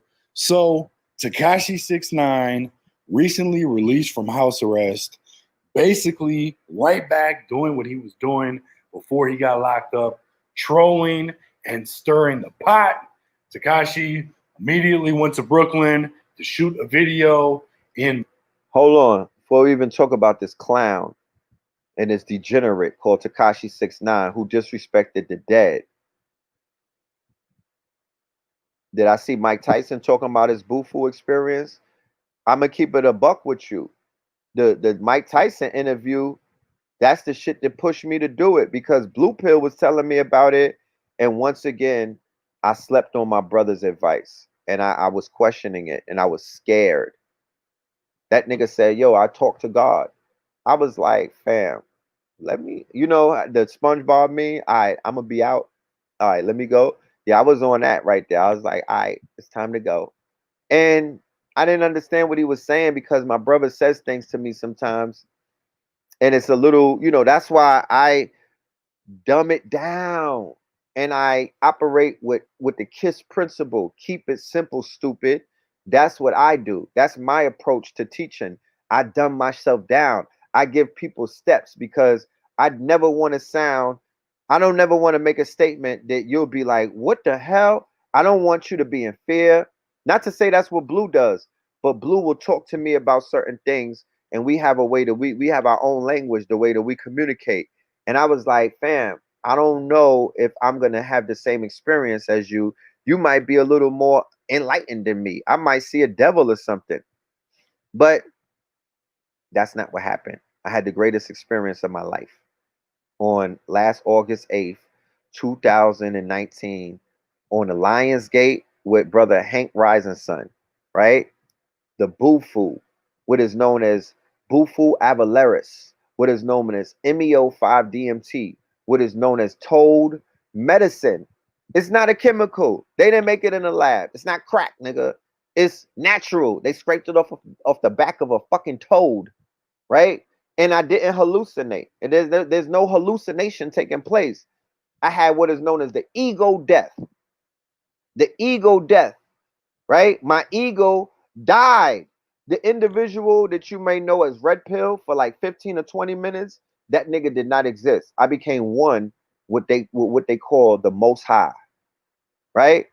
I was most high, and I became, it wasn't like I was high, like I was on weed or nothing. I became one with the light. There's a light, and the light is not the fucking. It's not like it's not like a light, an electricity light. It's not like a ring light. It's not like the light that you see on your in a flashlight. It's an energy. It's the same light that we got right in our bodies. The same light that when you die, they have cameras that can capture that shit leaving your body, and you're left with this husk, right? Which what they call a flesh suit, right? A flesh suit. The same flesh suit that when people are in a casket, you walk up to the casket trying to kiss them, being like, they don't look the same. Nigga, the light is gone. The light is gone.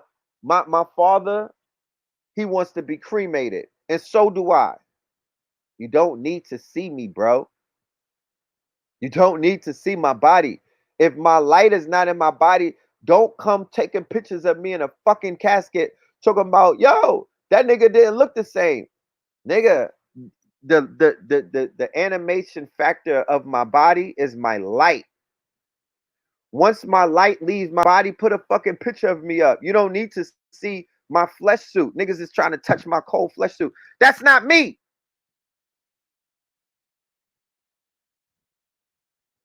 So I left the instructions in my fucking lyrics so you niggas don't have to figure it out. Nigga, take me down to Astor Place, bury me next to Sabi in some fucking polo with two AR-15s. Okay? That's how I want to go out. and then burn me.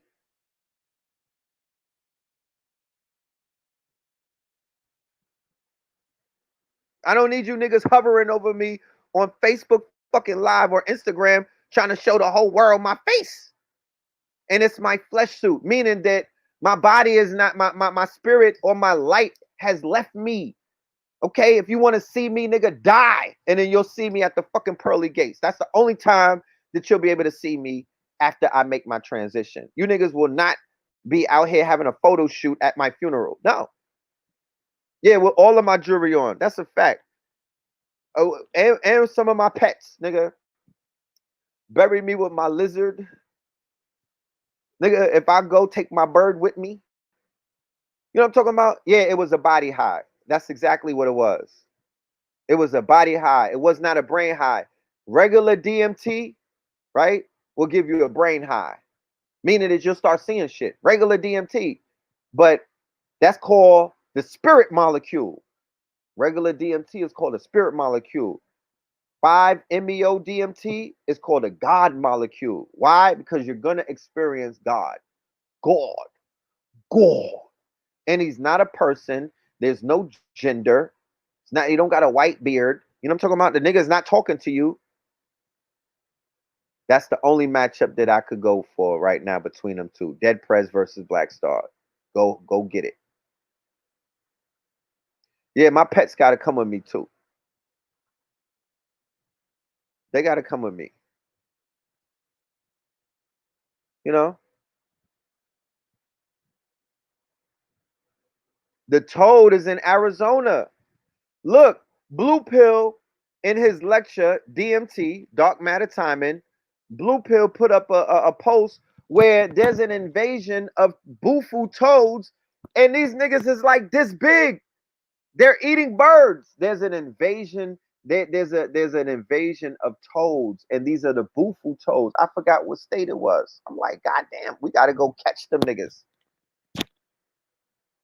We gotta go catch them.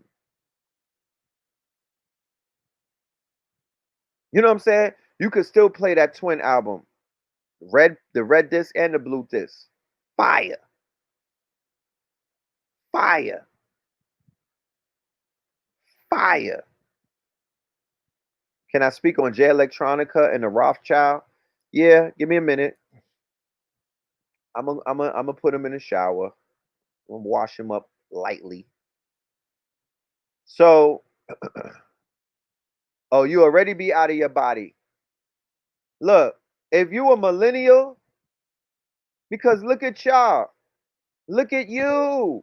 Y'all getting this information at 18 and 19. You're a fucking legend. You're gonna have the greatest time of your life. Get on that, take that trip right now. What are you waiting for? Oh, Homer licked the toad in the Simpsons movie? Yeah, I'm sure he did. Because though all of those artists take they microdose. How the fuck do you think they came up with all of those prophetic Simpson episodes? These niggas is on DMT, they on micro. How do you think they in Silicon Valley coming up with all of that technology? They're microdosing on LSD, on DMT, on Bufu. They on shroomies all day, bro. They on shroomies all day. The explosions in Beirut. Yeah, shit is blowing up. What about the explosions in China? There was a fucking ELF weapon. There's a direct energy weapon. Look at this. Well, I said all of that. I got off topic. The brother who asked about the vaccinations with the doctors pressing your wife. Tell your wife stop talking to them doctors, right? And you, my brother, you have to coach her. Because to be honest with you, it's so bad right now that they don't even listen to the father. I was in the hospital and they treated me like I wasn't even there. And to be honest with you, I was cool with that because I really didn't want no old ass Karens and Beckys in my face, right? I didn't want to talk to them because there was really nothing to say. You know what I mean? We're going to have this baby. They held us for 2 days, right? Because we refused the vaccinations. We refused all of the poisons. So they held on to us. Talk about childbirth. Childbirth is wonderful. Childbirth is something that every man should experience, even if your ass don't have a child. Okay? Even if you don't have a child, you should experience childbirth. My brother don't got a child. 19 Keys and a few other people, they don't have children. I'm like, fam, find your way into a delivery room. You know what I'm talking about? Be a guest.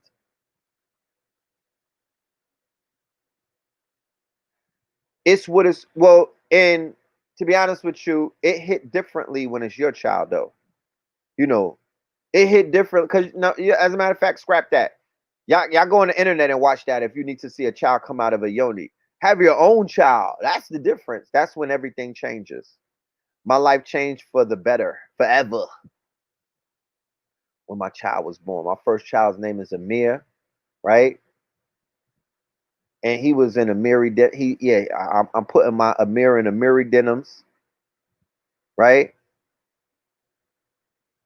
Somebody said we got to do something with 6ix9ine, right? Yeah, I hate to see you go out like this. I mean, why don't y'all do it for us? Why don't we do 1 for 1? Why don't you niggas from Florida take care of 6ix9ine while we go and take care of Zimmerman? Why don't we do a trade? How about that? Know what I'm talking about? How about that? Why don't we just do a swap? Why don't we swap it out? You know what I'm talking about? Because those are two people that need to be. That's fucking Wayne Grove and Heat. Remember Wayne Grove and Heat? Remember Heat? The movie with De Niro? Huh? Remember Wayne Grove? That was the nigga that fucked everything up. And he was the snitch. And he was the cipher from the Matrix. He was the quote unquote, he was the glitch in the Matrix. Right? That's who Wayne Grove was. These niggas are Wayne Groves in the system right now. We got to take care of that. I'm about to play a video where he disrespected the rat. Splinter is what we call him out here, right? He disrespected the dead. He disrespected Nipsey and he disrespected Pop Smoke. Like I said in my previously lectures, what energy is those two? 3 king energies. 3 king energies, right? Those are 3 king energies. The other king is Kobe. He will not make it alive. I'm giving him past to 20. He's not going to make it out of 2020. Especially when people put Pop Smoke and Nipsey Hussle, both blue candles, on their altar, right? Black Magic Matters. Shout out to Red Pill. Shout out to Panic, right? I'm about to get the shirt done. Black Magic Matters. When you put that on the altar and you put a candle, a blue candle, and some water, and you play their music, and you tell them and you summon them and you say, fam, niggas say they outside and they out here disrespecting you, and they're federal informants that are desecrating your memory. Handle that in the ancestor realm. Handle that. Make it right. He obviously wants to meet y'all because he keeps saying your name. So open up the fucking gates, my nigga. You wash me in the blood, right? Open up the gates and let him in. Because he's calling their names. And whenever you call the name of the dead in a disrespectful way, that's because you want to be with them. That's because you want to meet them.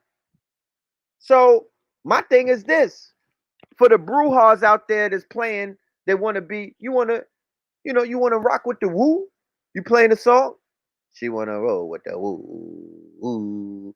Yeah, woo back, baby. Put that nigga on the altar today. It's a moon. The moon is powerful. It's a fucking Aries moon. It's a war moon. That's why shit is blowing up right now. There's a war moon right now. Aries moon. Right? Put him on the altar. Because he's stepping into the spirit realm. And he's trying to desecrate some very powerful spirits. Because Pop Smoke, remember, Pop Smoke spirit is so powerful that when the reason why he's going to be an immortal is because he made music for women, and they found that out when his album came out. And then what happened, right? That his killers got caught. Women did that. These niggas will not keep you as an immortal. They will not immortalize you. They will put your name in the dirt, right? That's why the album is not out, because I'm still making some women music. I gotta put at least, I got one, maybe two, but I need four, because what are the women gonna do? The women are going to immortalize Red Pill. Y'all are gonna keep me alive. These niggas will kill me, and they will they will desecrate my memory. They won't say my name. Do not leave it up to your niggas to keep you alive. That's not who keeps you alive. Women keep you alive. It's the goddesses that keep you alive on this planet. They're going to immortalize you. If they don't love you, you will not last in this realm. You will not stay alive. The women will keep you alive. So make some music for them. That's why Pop Smoke is popping, because he's catering to the women, and they love them some Pop Smoke. I done spoke to a few of them. They was like, I gotta call you back. I'm having a Pop Smoke session. I'm like, damn. Yeah, the matrix is the mother. Matrix is, when you break down the matrix, that's the feminine principle. So the women are going to keep you alive, brothers. Don't rely on these Negroes. They're not going to keep you alive. They're going to tell their story from their perspective. They're going to make them the hero in your story. Women won't do that. They're not, their ego is not infused in being the man, right? Their egos are not predicated on being the man, right? If there was an explosion in Beirut, it's them devils. Them Zionist devils did that. You know that. You know what they about? War, right? They about that war. So they about that war. The Zionists are Kabbalists, right? The Zionists are Kabbalists. And what do? They take advantage. They do rituals, mass rituals. They take advantage of all the quote unquote portals that open up. Meaning that if there's an Aries moon, if there's a full moon in Aries, right, and it's squaring Saturn and whatnot, all of that powerful energy, them Israelis is gonna take. They're gonna kill somebody on that day. They're gonna blow some shit up because they out here doing their magic. Ladies, talk black to me. Do y'all love y'all some Pop Smoke, right? And what and is what I'm saying right and exact about that energy. They love Nipsey because Nipsey loved Lauren London. They don't want to, every woman don't want to sleep with that man. Yeah, Sophia, right? Sophia, we're gonna go look at the explosion, right? But I'm gonna show you the explosion in China as well. So the ladies, right? That throat chakra, his throat chakra was up, right? The throat chakra. You know what I'm talking about? It's speaking to a part of them that a nigga with a moist voice cannot. Okay? So Nipsey didn't have to make girl music. Nipsey had to be a real man, right? Dior, Dior. I'm up in all the stores. Yeah, that Amiri denim, right? He didn't have to. He didn't have to. He didn't have to. He didn't have to be all, a simp is what they said. What they call people. Oh, they both was Leos, huh? Right? They both was Leos, right? I'm talking about play their music together, put them on a playlist and mix them up, right? Why? because there's a power in their message and in their frequency and in their music. Now that they're the ancestors, their music is open source. Pop Smoke makes drill music. You gotta you business is war.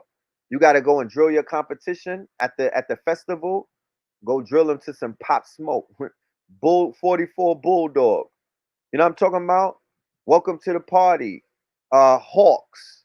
There's mad songs that you could drill your competition to, right?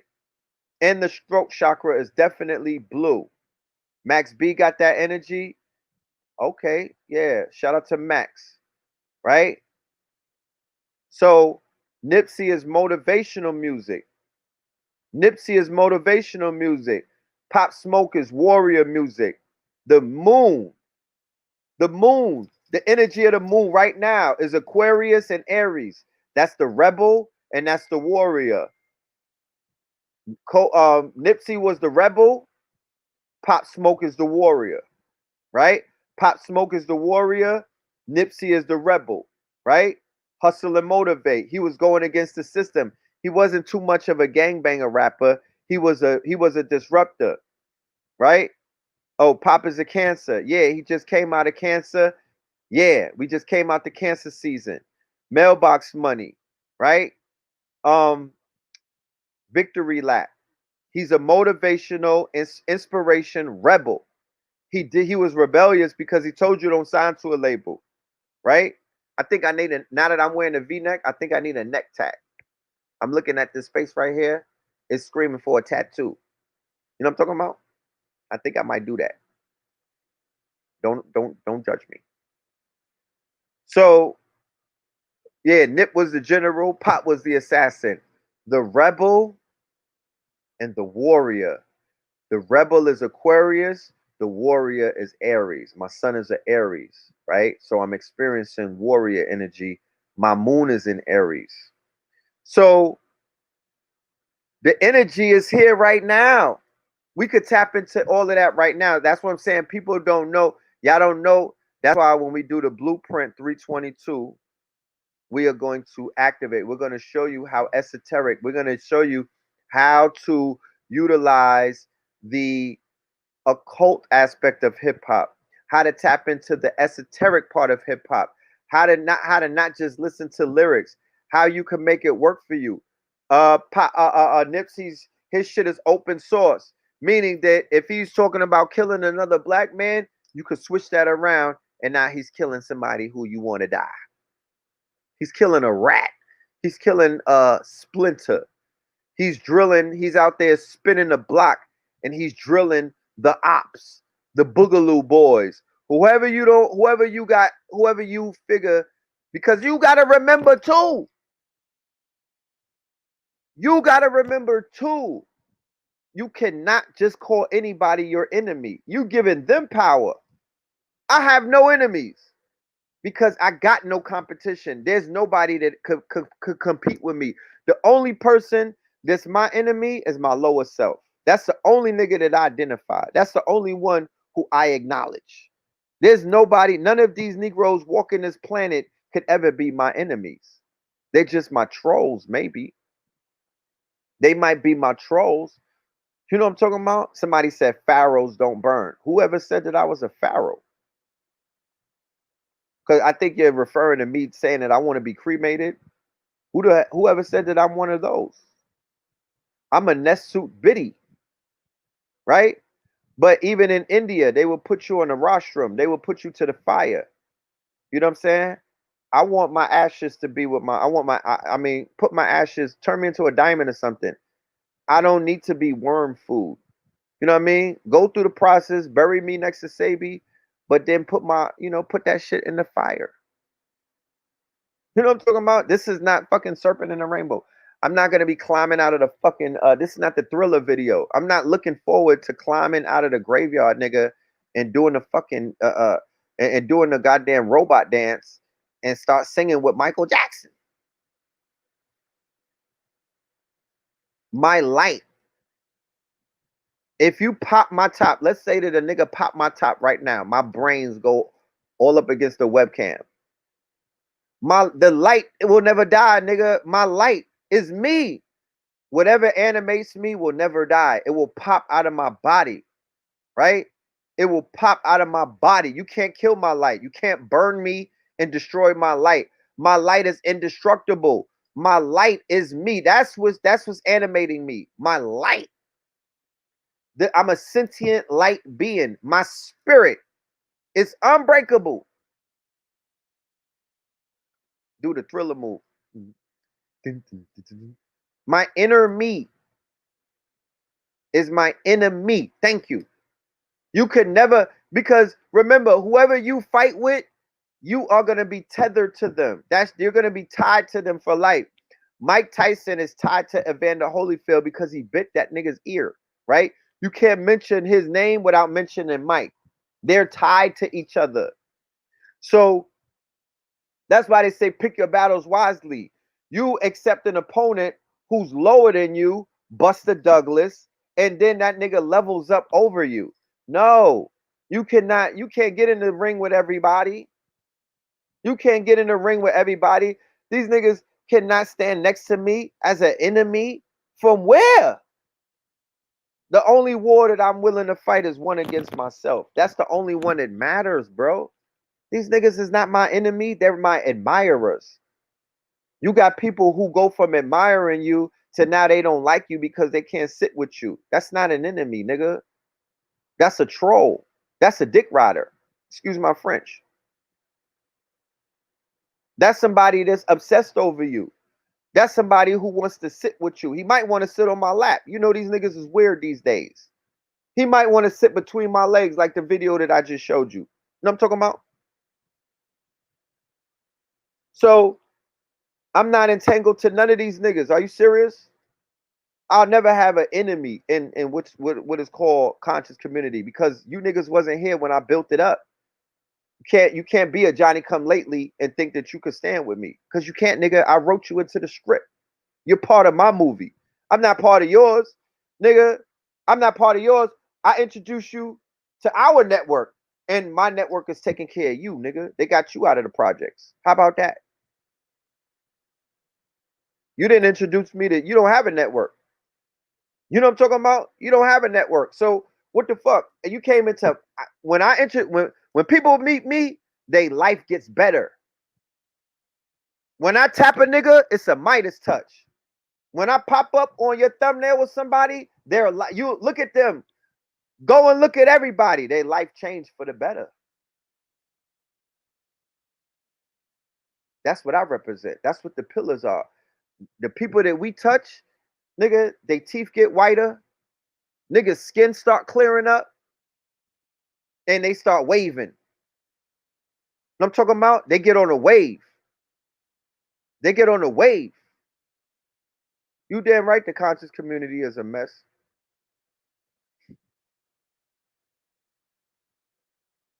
Order comes out of chaos. Order comes out of chaos. So let it happen. Let it burn, nigga. Let it burn to the ground. Right? Let it do what it do. Because the only thing that's constant is change. Shit gotta change. Niggas can't get off the stage. Can't stay on the stage for too long. You know what I'm talking about? But nigga, when I showed up, that's when the movie started to film, nigga.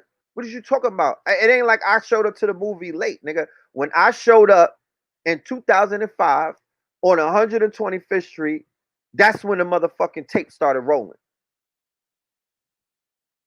Okay? And none of these people who you niggas be looking at, well, the master teachers were here, of course. But we're not talking about the master teachers. Because that's not the channel that y'all on right now. Y'all just find out about them recently. Y'all on the conscious community 2.0, the hip hop version, the street version.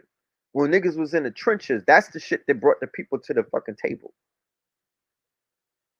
So don't let no doctor stick no needles in your child.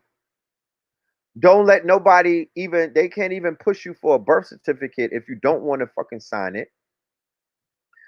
Don't get vitamin K when your fucking child is born. Don't let them put that shit on their eyes. What the fuck do they need that thing on their eyes for? You think they can't see? How did your grandmama see? How did your great grandfather see? They wasn't getting none of that. Some people's mamas was born in a goddamn barn because they wasn't letting them into the hospitals. They didn't get a shot in their foot to take blood out of them. They didn't get a How was a baby getting a hepatitis C shot? Was they smashing in the womb? What are you talking about? A hepatitis C shot? What are they on? What are they on? Jeff Epstein's island? You know what I'm talking about? Like, it's some simple shit that we be letting these people completely poison us and our babies and our peoples and our women, because the women is getting epidermal, fucking up their spine and whatnot. See a cesarean, cutting them open, ripping the baby out of them. That's trauma. That's straight trauma. That might kick in. That could kick in PTSD of somebody's great grandmother who was being tortured, right, on a plantation, and they was cutting babies out of the womb back then. We're not going for all of that. Yeah, if you could do a home birth, do it. If you could do a home birth, do it.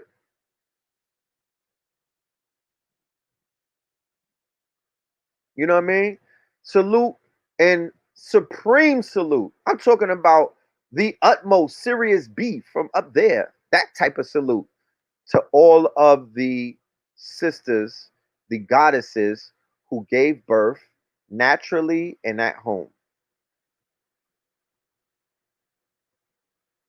I'm impressed. I'm highly impressed. I'm highly impressed. Yeah, near the sea is dope too. I'm highly impressed. Not only am I impressed, I'm honored that y'all have so much strength and fortitude to do what you did. I'm super impressed because that is a moment that is considered to be one of the most scariest moments of one's life, both for the father and the mother, especially if the father cares about the mother, right?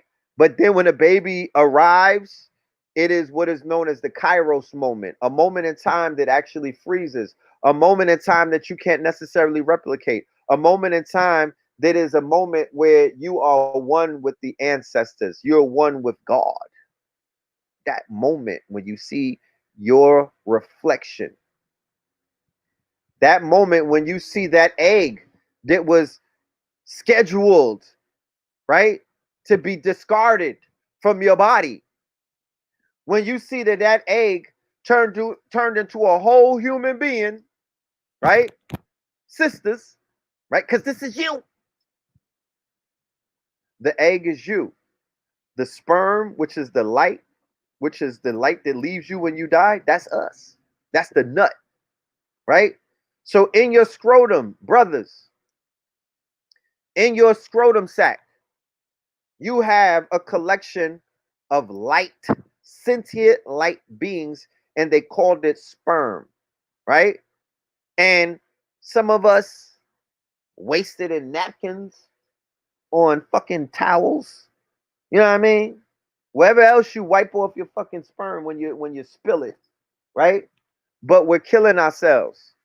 We're destroying ourselves. In the small hats, Edward Bernays in the quote unquote sexually deviant small hats that control Hollywood, the internet, right? All of the porn sites. They are the ones that have done this because they study spirituality and other aspects of Frank Jacobism, and they know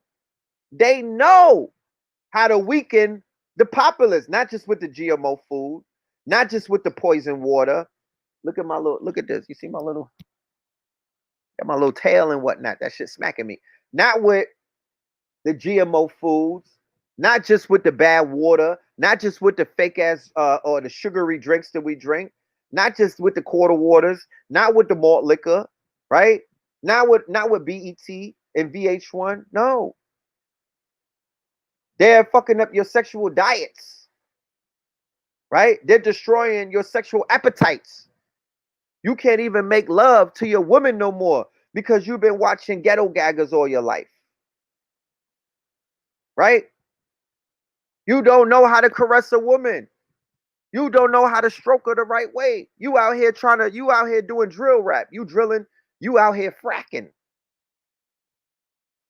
You trying to hit, you know what I mean? You fracking your ladies.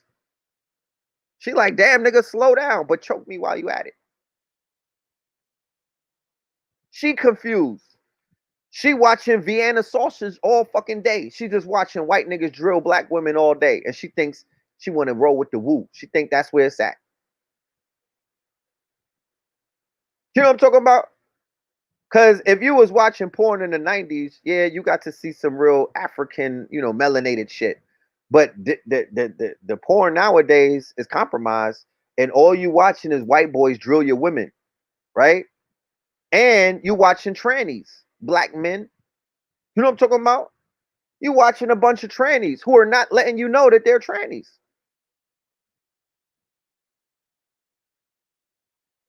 And I'm your big homie. I'm 44. So I have to give you these straight up conversations. I'm not going to play with you. I'm not going to waste your time. I'm not going to pussyfoot around the thing. I'm going to let you know that you're killing yourself and you have to get off of that. Yeah. If you look, I met Vanessa Del Rio. I took a picture with her. She's a fucking Cuban, a black Cuban, if you niggas don't know. She was in Biltmore Ballroom. Whole lot of fracking going on. Uh, uh, a whole lot of fracking going on. Niggas is out here fracking. You out here dagger in the box. No, nigga, that's a tesseract. You gotta treat that with a little, that's a flower. You gotta treat that with a little more care, bro. That's a flower. Those that's called a flower for a reason. You know what I'm saying? They damn sure want to get ravaged, but they don't even know. They don't even. Janet Jack, me, and Vanessa Del Rio. I met Vanessa. Nigga, I was a teenager. I had a smile on my face. I showed my father the shit. You know what I mean? Because to be honest with you, I met her, fucking around, sneaking into his collection. And I was like, damn. He seen a picture and he was looking at me like, nigga, you didn't invite me to. I was like, I didn't even know that I just went to Biltmore. I didn't know she was going to be there. Yeah, brain fluid. Brain fluid.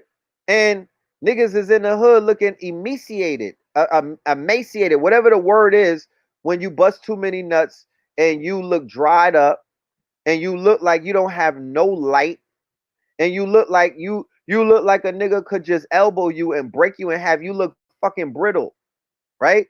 You look wild brittle. You look mad fucking fragile.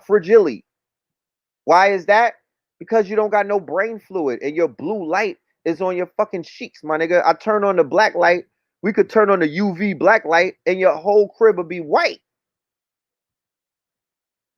So who did that to us? The small hats did that to us. The people who make hip hop hypersexualized, they did that to us. HBO, motherfucking Showtime, After Dark, shit like that.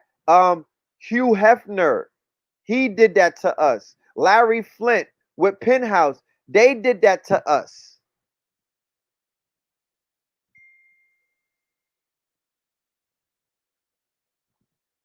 Yeah, niggas out here looking like skeleton keys, looking like you could pick any lock with them. That's not what's up. Get your weight up, nigga. Get your LBs up.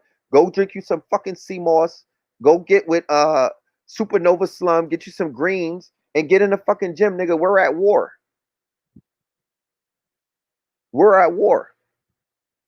You know what I'm saying? We're at war. Get your weight up. Get your light back. Yeah, Real Sex on HBO. HBO After Hours. All of that fuck shit. They was teaching you how to be sexually deviant. They were teaching you how to be a deviant. Right? They were not teaching us healthy sex. They were not Cinemax, red shoe diet. They were not teaching. They were bringing us into the households of weird white people who were sleeping with animals, who were prostitutes, who were sex workers, who were with two clits bumping each other. Do you know what that did to my psyche the first time I saw that in real life? I wasn't prepared, nigga. I was Kevin Hart. He's not ready. I didn't know what the fuck I was in for. I'm like, wait a minute. Are y'all humping each other?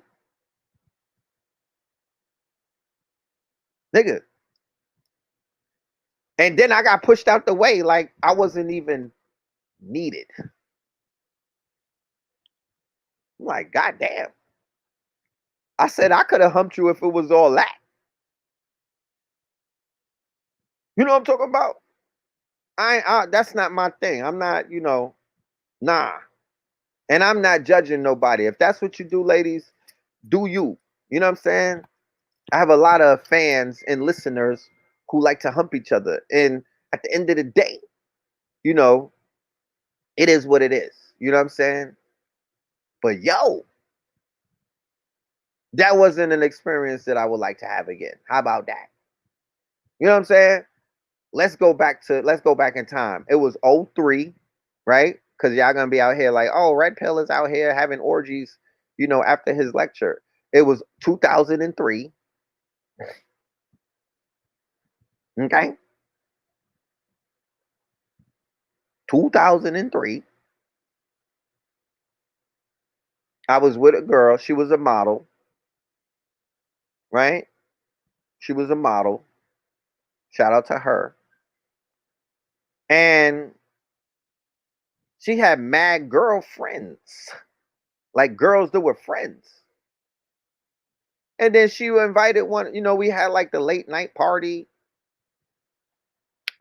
We was playing, I think it was Uno. It was a lot of us. It was like 6 of us.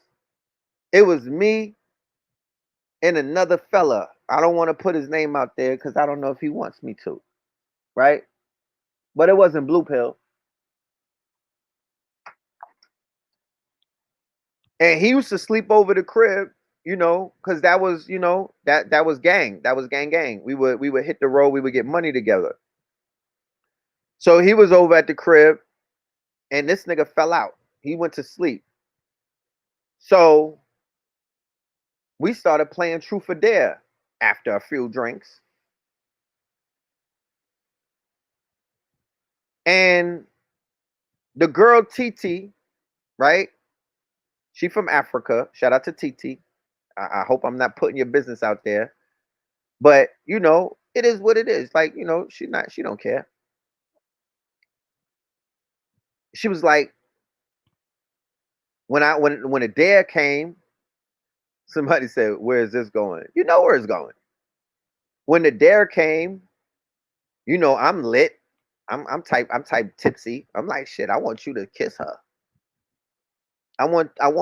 No, matter of fact, it wasn't TT. TT said that she wanted my girl, my ex, that is, to kiss Maria, right?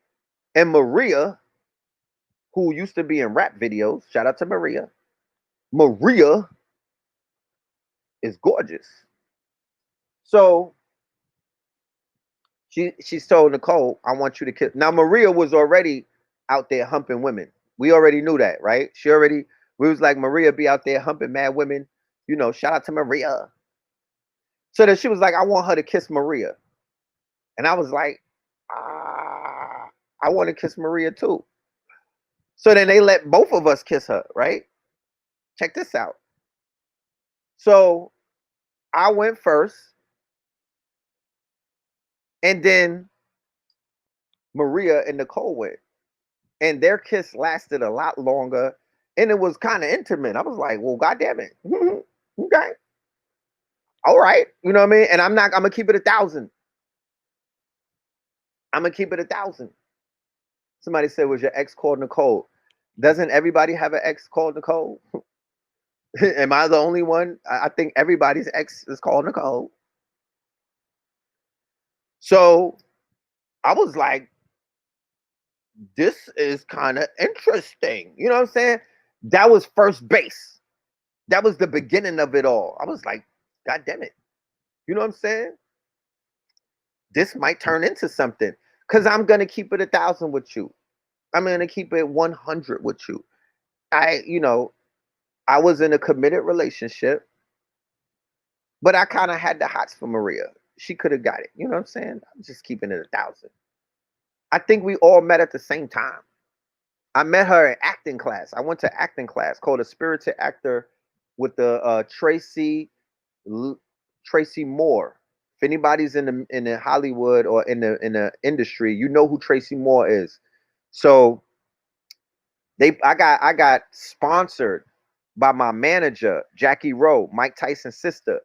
She put me she sponsored me, and she put me in acting class. She was like, I want you to go, you know, I want you to blow, but I want you to get your training and whatnot. This is a black acting coach. She's gonna do good. So she signed me up and put me in there.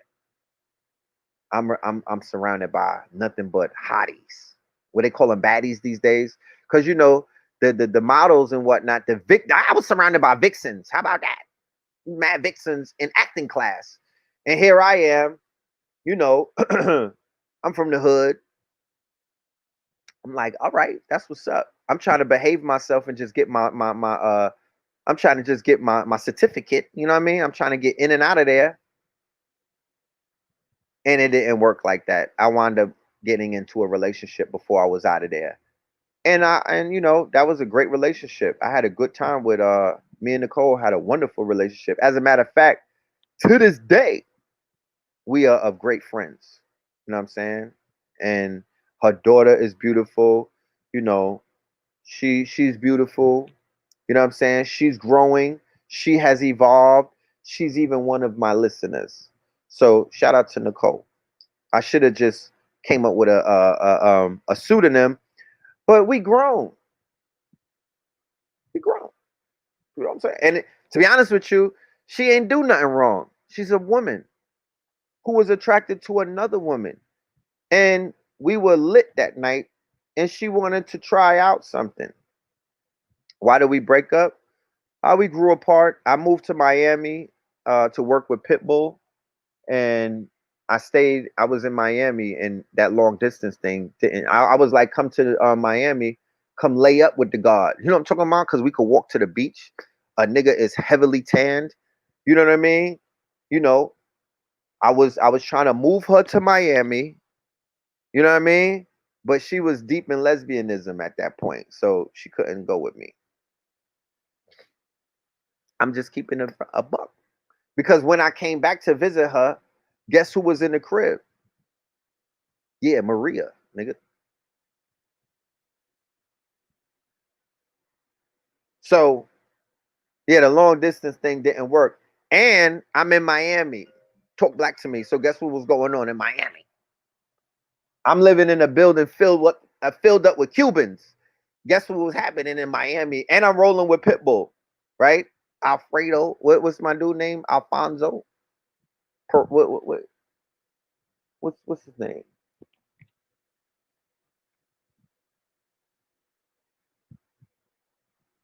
So the ladies is on me, but I'm being loyal. I'm not a cheater, right? I'm a flirter, but I won't cheat. You know what I'm saying? So I was like, it is what it is. And then we wound up.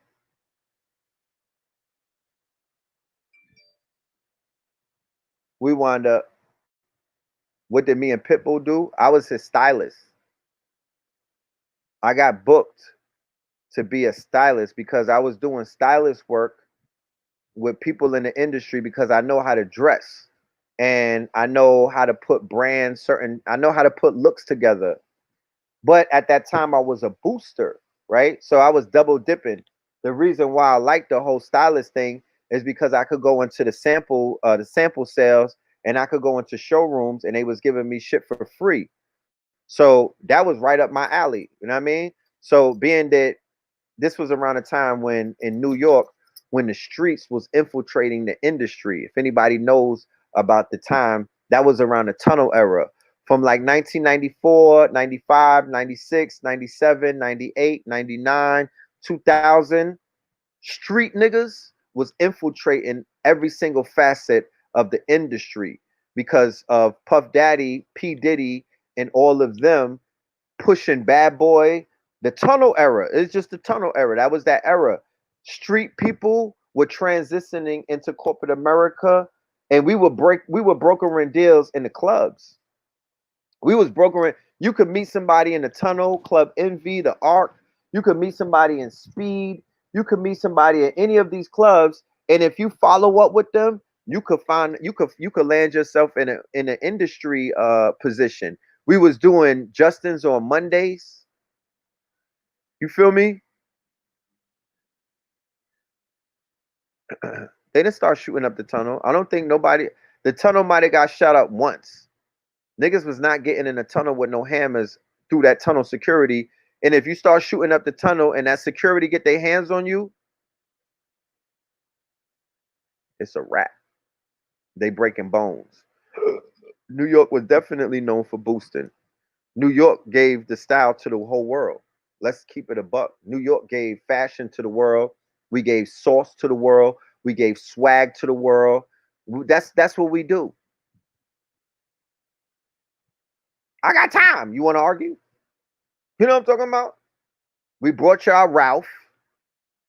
We brought you Hilfiger. We brought you Jabot. We bought you Iceberg. We bought you Louis. We bought you Versace. We bought you Gucci. I'm talking about us, my clique. I'm speaking about Brooklyn because Brooklyn is split up in different neighborhoods, but we all was there inspiring each other in the late 80s, early 90s. And everything going on in culture right now comes out of that. We bought you DKNY. Nobody is, and I'm not shitting on no one's state, but y'all didn't bring nothing to the table when it comes to the culture and the fashion and the style like that. Let's just keep it a buck. And I'm not being facetious. I'm just saying that the culture of hip hop, the subculture, which was the fashion aspect of it, everybody's running around with foreign on. Are they not?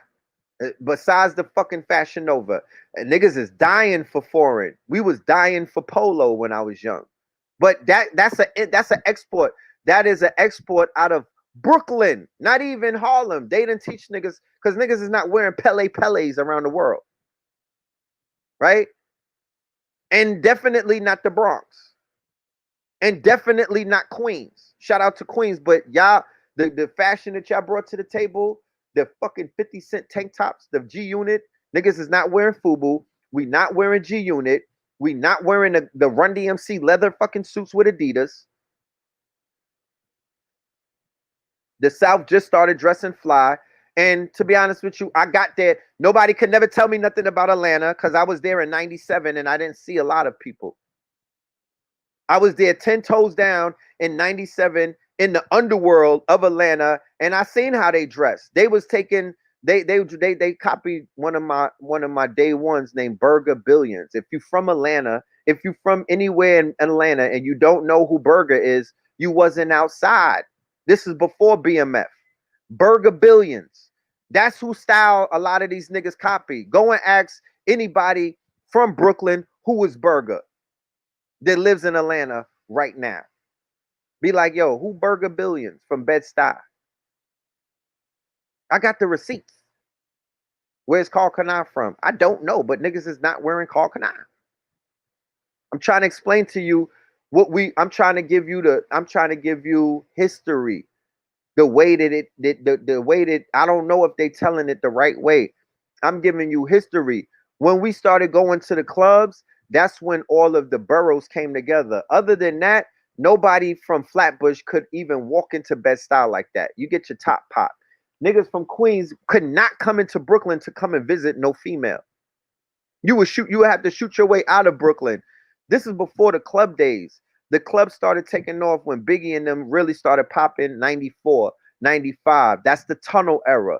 That's when New York, that's when the women and the men The young adults started partying, and we created what is known as the club culture. We stepped it up to another level. It already existed, but we took the club culture and then we exported it.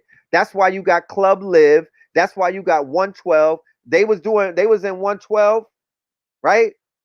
They was in 112 dancing to electric fucking boogie slide music when I went there. Okay? Yeah, Wu-Tang brought in the fronts, they fangs and whatnot, and the Clarks. Yeah, but I'm talking about the low lifes. I'm talking about Polo, Ralph Lauren, that Jew from the Bronx, Ralph Shitskin. I'm talking about the aspect of Polo. Polo had us looking a certain way. Polo is the American dream. You put some polo on together with a fucking cardigan and some goddamn corduroys with some shoes, my nigga, you're gonna look like a sophisticated savage, right? So Dapper Dan, what Dapper Dan was doing with the heavy ass leather fucking bombers and Louis Vuitton, everybody wasn't wearing that.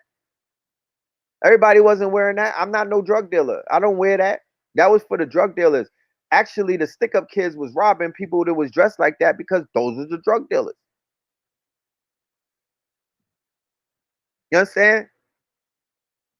But that's us. When you talk about fashion, that's us. That's us all day. 106 in Park, that's the shit that introduced the whole world to the fashion and whatnot. That had everybody dressing like everybody. But before 106 in Park, niggas did not know how to put 1 and 2 together. They didn't know how to, they wasn't matching. Yeah, George Marciano, guess. My fucking rap sheet looks like a Bible because of all of the sacrifice that we was up in them stores doing. My rap sheet, the shit look like a fucking pamphlet. It's a little book. That's how many arrests niggas was getting by sacrificing themselves. Nigga, this is my rap sheet. It's that thick. Spending weekends, months, all up and down America, chasing these fucking clothes, bro. I was addicted to this shit, bro. The only thing that broke my addiction is this consciousness.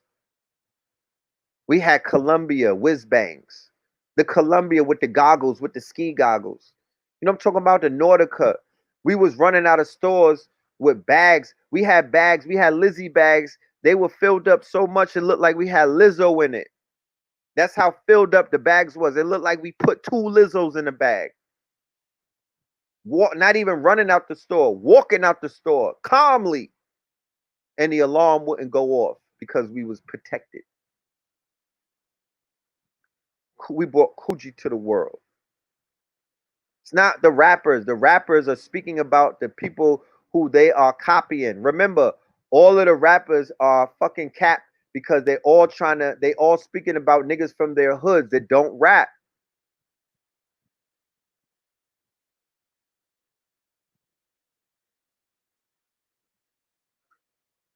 That's what they do. They're only talking about dudes from the hood that's mad fly, they get busy and get money, and they don't rap. So Biggie Smalls was their mouthpiece, right? He wasn't getting fly like that. He wasn't wearing, he wore Versace after he started talking about it. You know what I'm talking about? That's something that P. Diddy was like, you should start rapping more like that. That wasn't how he came out. That wasn't his stilo. He was wearing hoodies and his Timberlands was leaning. Where the Slick Rick shot? I don't know. He was from the Bronx. Helly Hansen, rain jackets. Helly Hansen, Walker wear, cross colors, Carl Kana. That's the 80s. But then the lowlifes came in the 90s. The lowlifes came in 88 and they bodied all of these niggas. They took all of that away. The reason why niggas were wearing Helly Hansen, maybe they couldn't afford Ralph Lauren. Yeah, we was rocking Carhartts. We wasn't doing Dickies. We was rocking Carhartts. You keep hearing about the tunnel era because I promise you, if this was the Matrix, the code for the life that you live right now, if you are part of hip hop culture, Everything was, not everything, but the code was written during the tunnel era. That is 1993 up into 2000, right? Really up until the towers fell. That's the era that I'm talking about, because New York is not New York after the towers fell. That's the new New York. That's a completely different New York. The fucking Wu-Tang put out an album talking about they put out a pro 9/11 album. They fell off after that. Jay-Z takes off with the blueprint. He drops it the same day that the towers fell, right? That's a new era. I'm speaking about 1993 all the way up until 01. That is the tunnel era, right? That's where a lot of this shit that you see, I don't care where you live. You could live in Boise, Idaho. You could live in El Segundo. They was not outside like that. They was not trapping like that. They was not pulling up in foreigns. They was not dressing like that. The shorties wasn't even bad like that. You know what I'm talking about? That's an import. That's an export. That's cultural appropriation that you picked up from the culture. Yeah, Smith & Wesson definitely had BK going up. Black Moon had BK going up. Smith & Wesson had beef with Junior Mafia. All of that, people rocking iced out grills and everything. These little niggas in Atlanta hopping out of Lamborghinis. Nigga, Pretty Boy, which is Foxy Brown's brother, right? Pretty Boy, Gavin. Today's his birthday. Happy birthday. And a man by the name of Scar, the one who threw the money at Sean in inside of the club on 42nd Street when Sean shot it up. The man name is Scar. Rest in peace, right? Scar from Brooklyn. Scar from Washington Avenue, right? Scar is a fucking legend in New York and Brooklyn. Scar brought the foreign cars to Atlanta. Scar was the nigga that was parking up foreigns in front of 112 when Big Meech and them was taking Ubers, right? There wasn't even Uber out back then. But Big Meech and them wasn't pulling up in nothing foreign. You know what I'm talking about? The only foreign that nigga was pulling up in was a Lexus, maybe. There wasn't nothing foreign about Big Meech and any of these niggas that's running around claiming that they Bostons and whatnot. They picked that up from Scar. And Scar brought and then Rugs in them from Brevoy, which is where Fabulous and the family and all of them from. They came to Atlanta because of what Berger and G Young from Bed-Stuy was doing, and because Scar, Unique, rest in peace to Scar. All of them, they was bringing the word back to Brooklyn about how sweet Atlanta was. They's like, yo, Atlanta is wide open and this shit is lit. And then they start bringing foreigners out there. They brought the credit cards out there. They brought the receipt scams out there. They leveled up the boosting. And that's where you get a lot of the shit that you see today. And Ruggs, if you go and talk to Ruggs, who owns Copper Cove and Buckhead, who brought Ruggs to Atlanta? Ruggs came to Atlanta because he was the trigger man. He was the shooter for Brooklyn Lee. Roy, my nigga Brooklyn Roy, right? Come on, bro. Y'all don't got the history like I got the history. I was there, my niggas, and you niggas was not. We built Atlanta up. We built Atlanta. That's why when I go there, I know the kind of work that I gotta do because I planted all of those seeds and I see how they grew. It's money trees. I gotta go pluck some of them fucking fruits though. I gotta go tell the story. I gotta go prune the trees, and I gotta go plant more seeds. But that's a lot of blood, sweat, and tears. That's a lot of sleepless nights. Because the underworld of Atlanta is connected to the upper world. You know what I mean? It's inseparable. You can't separate the two. You go to Atlanta, you meet a Hotep queen. She's gonna want to eat some motherfucking she's gonna want to eat some sweet potato fries in Magic City with your ass. Let's be clear. Don't judge her and don't judge me. That's what she gonna want to do. Yeah, they was on Goody Mob. They was on cell therapy. They was on Goody Mob energy. They was on cell therapy energy. They was on Outcast energy. What happened to the Truth or Dare story? So back to the Truth or Dare story. I was like, Maria, kiss her. And then she kissed her. So then we go to sleep, right?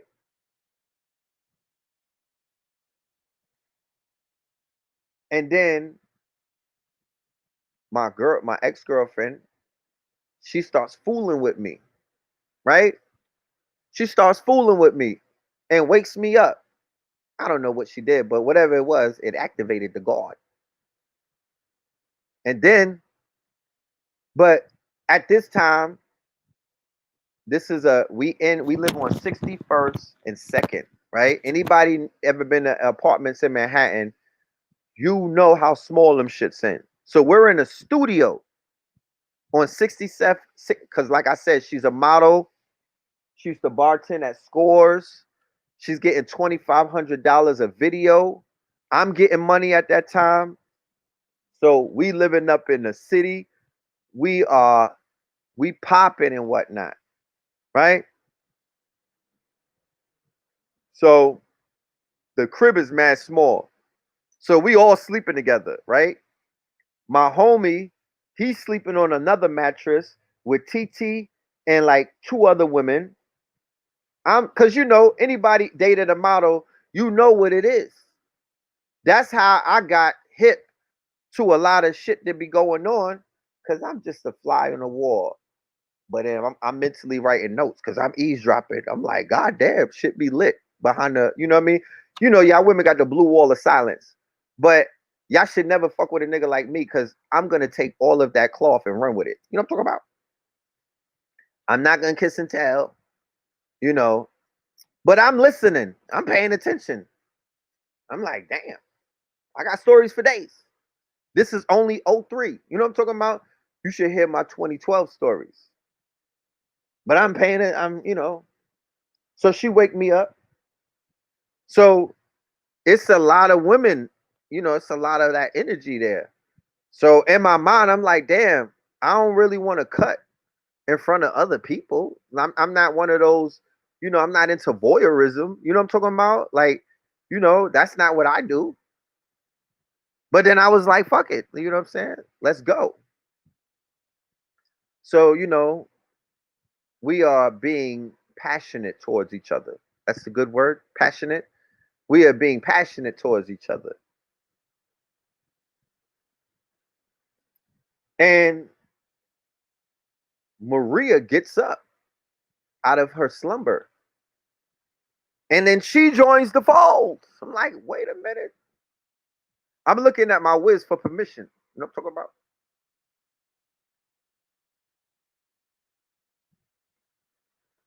And she gave me the nod. So I'm like, oh, I just got the green light. You know what I'm talking about? To turn into a porn star. So I still have my clothes on.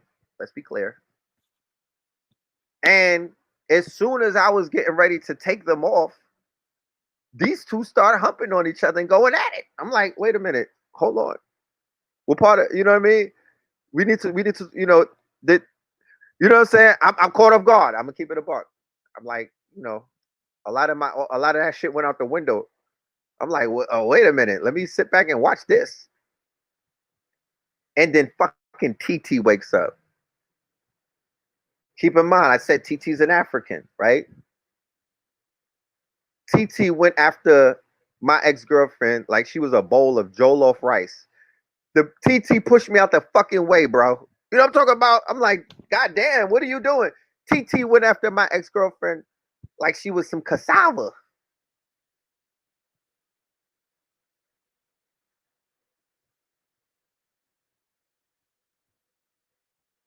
So at that point,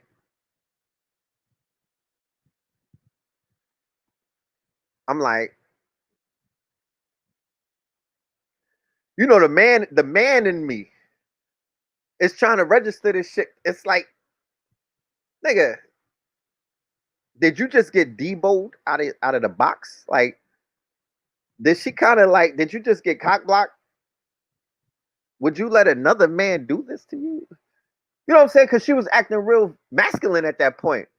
I was getting I was getting man energy in the room, and the homie was still asleep. I'm trying to wake this nigga up so he could get TT off of her. And fam, they was on Shorty like a group of lions, like Simba and Mustafa on a zebra.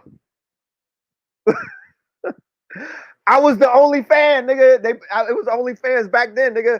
I was the only fan because they left me out of the fucking eatery. They left me out of the whatever the fuck that was taking place. I got left out of it. You know what I'm saying? I dared not eat. I didn't. Yo,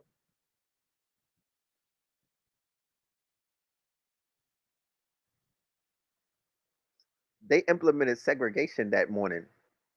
You know what I'm saying? It was like they put a sign up, no wood allowed. It was no wood allowed. So then I'm peeping the whole humping thing. I'm like, damn, you don't get excited. You told me stop humping you when we first met. But here it is. You know what I'm saying? She's not even, you know what I mean? I'm looking at TT and she's not even really going hard with the waist action. It's just an up and down motion. And I'm hearing some kind of tonality coming from the ex-girlfriend that never, you know what I mean? I didn't hear those notes. You know what I'm saying? When we were together. Yeah, I got boxed out of the box.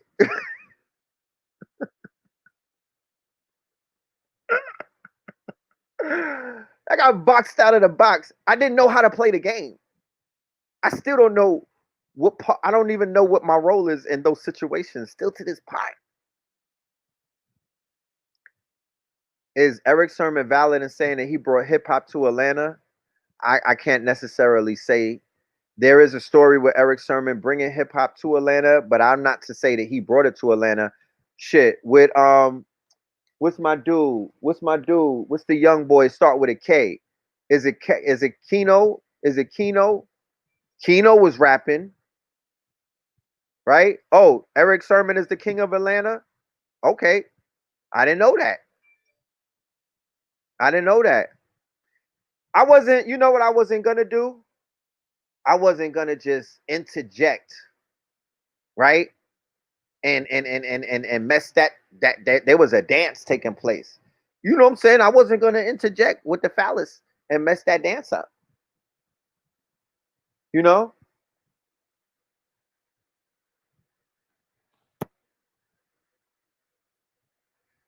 No. See, you don't understand, my good brother. I didn't say that Pop Smoke was godly for the culture. I said Pop Smoke has a messianic energy and he's godly for his culture. He's a drill rapper.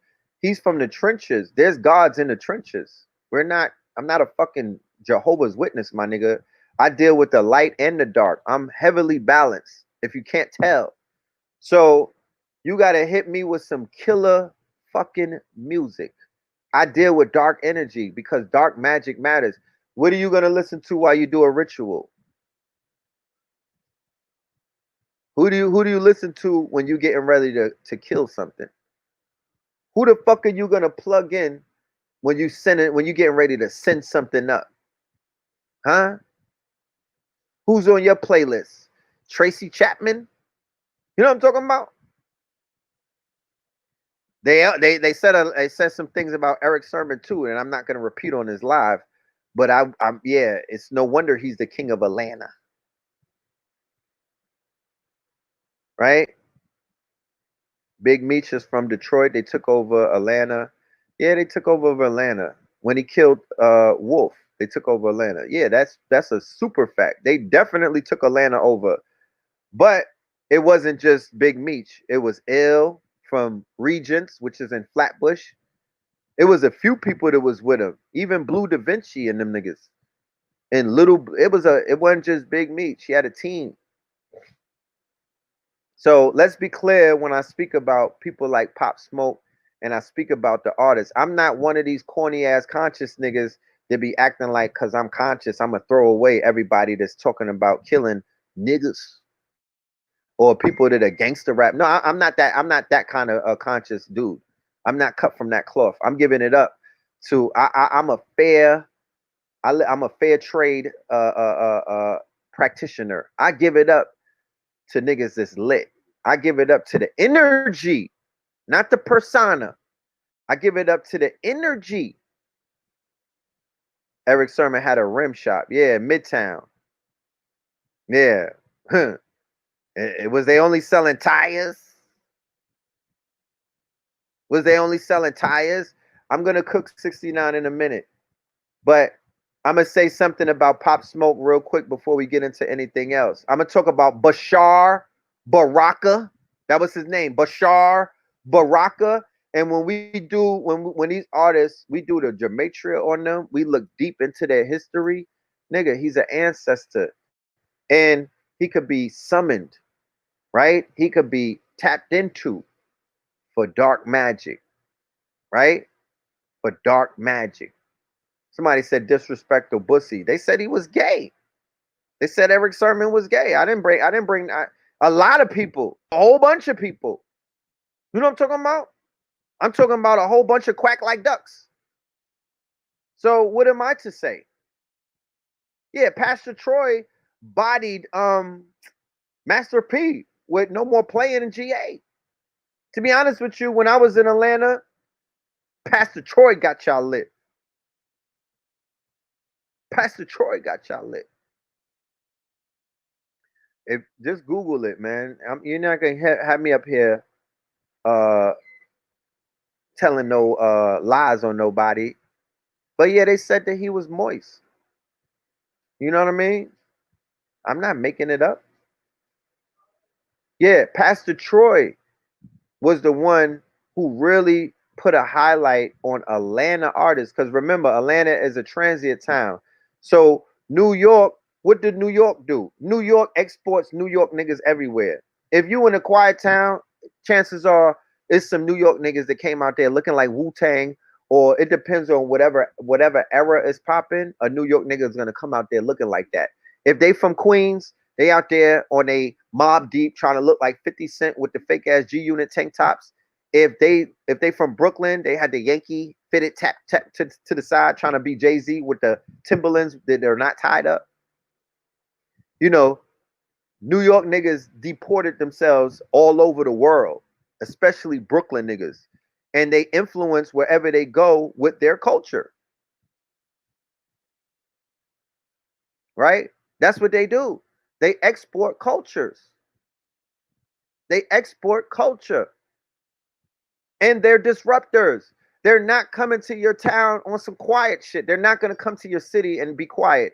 Maybe nowadays, when New York niggas started getting that pushback, right? They started going and people started sending them back in boxes and whatnot. That started happening, in the last 10 years. They started pushing back against New York. But prior to that, New York was going everywhere. How many baby mamas got how many women out here got New York baby daddies and your ass live in El Segundo? How the fuck did you meet a nigga from New York and you live in El Segundo? That's because a New York nigga came to your town and you was like, he looked like Method Man. I'm gonna let him hit it raw. Greensboro, Baltimore, Maryland, the whole shit, Portsmouth, Newport News. They ran Hampton. They ran up and down that shit from 93, 92, 91, 89, 90. There's some young people listening to me right now, and your father's from New York. Your father's from New York. He was more than likely a college student, a drug dealer, a basketball player, a rapper, or a trigger man, a shooter.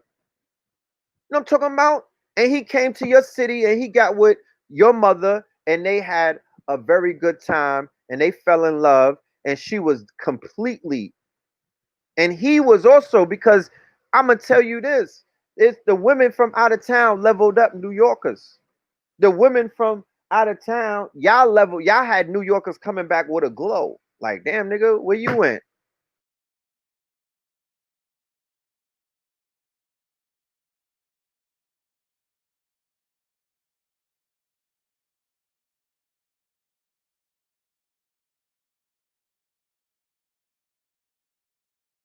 I went from where you came back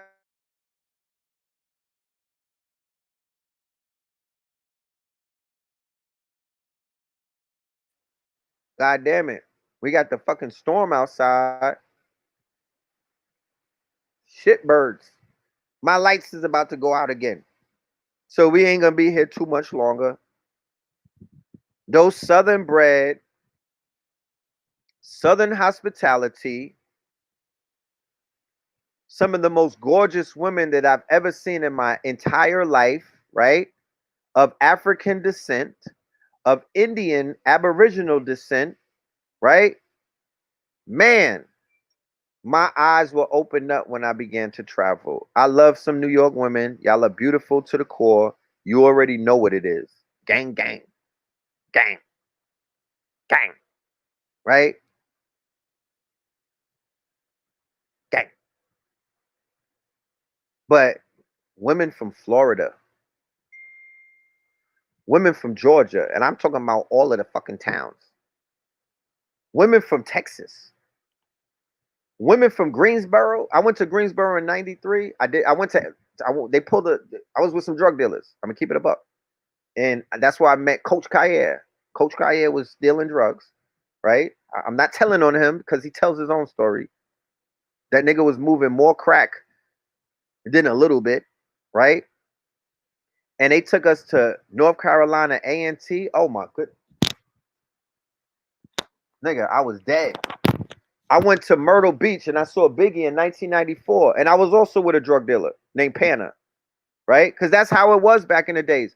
The drug dealers was taking the young niggas out of town to show us out of town. We didn't know nothing about out of town. It was the big willies that was like, yo, you mad cool. You get all of the ladies. I like how you dress. Yo, I'm going to take you out of town this weekend. You want to come with us? I'm going to pay. Everything is on me. What you think I'm going to say? I'm going to tell my father, yo, I'm going to see a college and whatnot. And nigga, I'm hopping in the Land Cruiser and we go, or I'm hopping on the plane and nigga, we out. That's how we was doing it. And they would show us all of the women. And I was like, God damn, what the fuck? What am I doing in New York? You know what I'm saying? And I enrolled in Morgan State after going to their homecoming.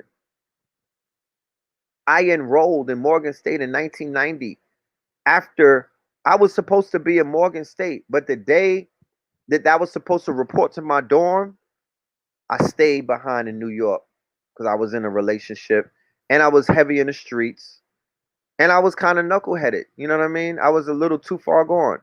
So I was like, no, I'm not going to college right now. I'm going to the university that I'm going to is motherfucking Trenches. I'm going to Trenches Academy. You know what I'm saying? I'm going to Trenches Academy. I'm going to Flatbush Avenue University. So we started going on them. We started going on them road trips. And ladies, I want y'all to know something about men, straight men, that is. We might not stop and compliment you. I'm not one of those dudes. I'm not saying hi to you. I'm not complimenting you. You know what I mean? I'm not chasing you down. I'm not doing none of that. I'll just look at you because I don't want you to act like I didn't fucking say nothing to you. You know what I'm saying? I'm from New York, so you got to remember, niggas is traumatized. We be like, sis, peace, how you doing? Grand Rising, and they'll walk right past us with a straight face. They don't got no headphones in their ears. They don't look like they deaf. You know what I'm saying? They'll just curve a nigga. So because of that trauma, I'm not running around trying to be nice, but I'm not trying to be mean either. I'm just not gonna extend myself because I don't want to be rejected. Right? It's gonna fuck up the whole me being nice type of thing. So I'm just sending you mental hoteps and peace, beloveds. I'm gonna send it to you mentally, right? And I'm gonna have a smirk on my face so you know when I'm looking at you that a brother is just giving you a good day greetings. But when we see beauty and when we see grace and when we see what we deem as a suitable candidate to recreate our lives with or wifey potential, y'all do something to us. We might not say it. Like I said, I'm not gonna just be like, oh my goodness, you changed my whole perspective of myself. Like, no, nigga, you know, that's only reserved for a special few. But I'm gonna take that with me. I might be going to make some clothes. There's been designs that have been created out of the ethers because I was on a train with a baddie and she was giving me baddie energy, right? And that's all I really need. You know what I'm talking about? I don't really need nothing else. I just need the energy. I just need some attraction energy. I don't ask for much. Some niggas need a lap dance. I'm good. Oh, let's not even talk about the California girls. Let's not talk about the California girls. I went to California. You need the red pill book? Yeah, that's gonna come soon. It's gonna be in volumes though. I'm gonna give it to you in intervals, maybe 1 to 10, 10 to 20, 20 to 30, 30 to 40, 40 to 50.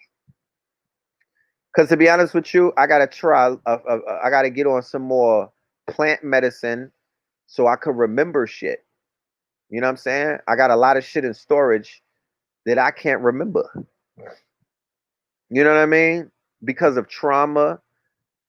Like when you get locked up, nigga, that's trauma. I remember laying on top of hard ass cement, cold ass cement blocks. You know what I mean? Trying to negotiate with my God to let me out, and I'm not gonna do this again. I am not gonna do this again. I swear. I'm gonna start wearing jabos in the Gap. I'm gonna get off of the polo. Just let me out. I know my bail is 50,000. Just make a miracle happen, please. Nigga, that's traumatic. And there's shit that I forget after I get let out. And after, because the trauma, it makes me bury things. So I got to get the plant medicine, some ayahuasca in my life, a little bit of roomies. You know what I'm saying? And then I'll begin to remember everything. But we need it. I need to spill it out onto some paper. I'm gonna do an audio book too, so you can hear my voice. You could pick up on the inflections. Back to the ladies. Yeah, Cardi B and Nicki Minaj when she gets mad, nigga, that's New York women. They're not different from the average. You know what I mean? Like they learned from being in New York. They're not being characters, y'all. I need you to understand. Like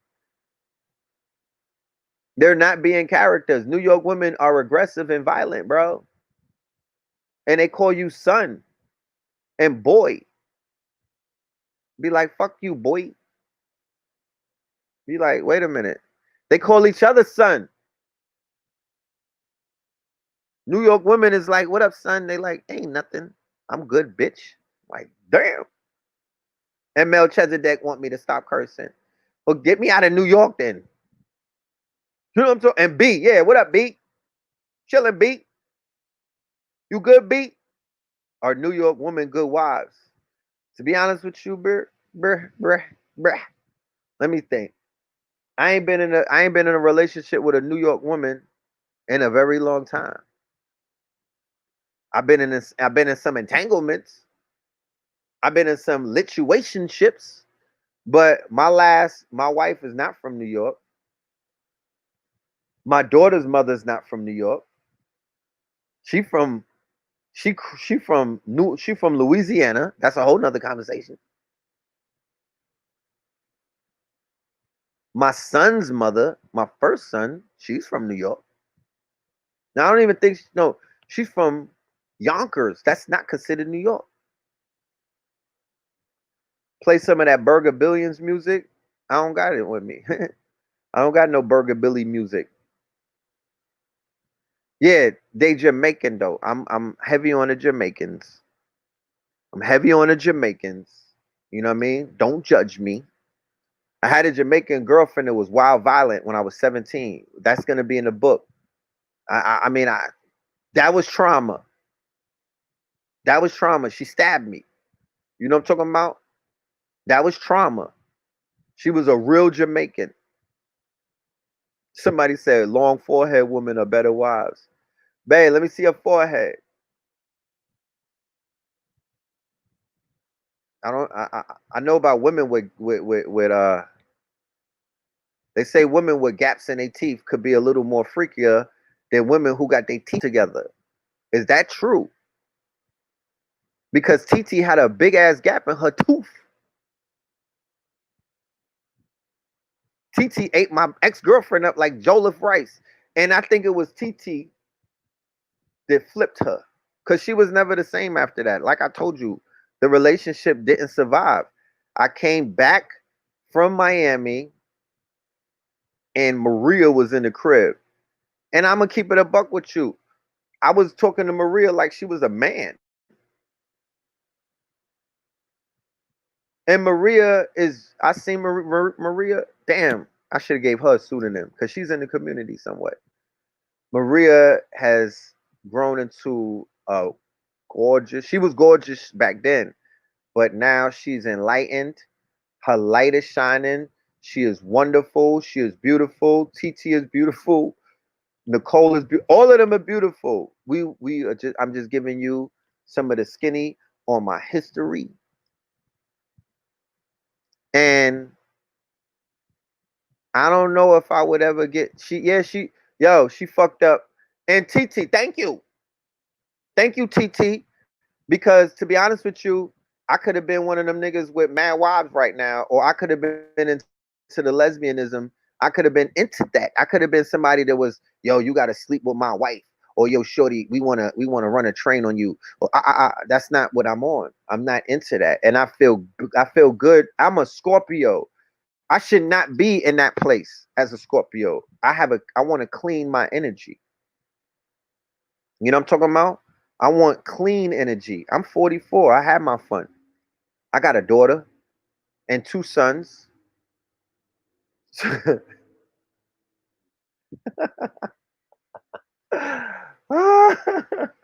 Somebody said she took my No, she didn't take her. She didn't take her. She just made her a vegan. You know what I'm talking about? She just made her a vegan. She got an interest in plant life. You know? She got an interest in plant life. Before that, she was eating meat. Now she a vegan. You know what I'm talking about? Now she was a vegan. She's not a vegan anymore because she has a daughter. You know what I mean? She's active. Jamaica is not the only country in the Caribbean family. I said it before. I've had Haitian girlfriends. I love Haitians are lovers, right? One of my first girlfriends, one of my first loves, right? Is Haitian. And she broke my heart. Her name is Regina. You know what I'm talking about? She broke my heart.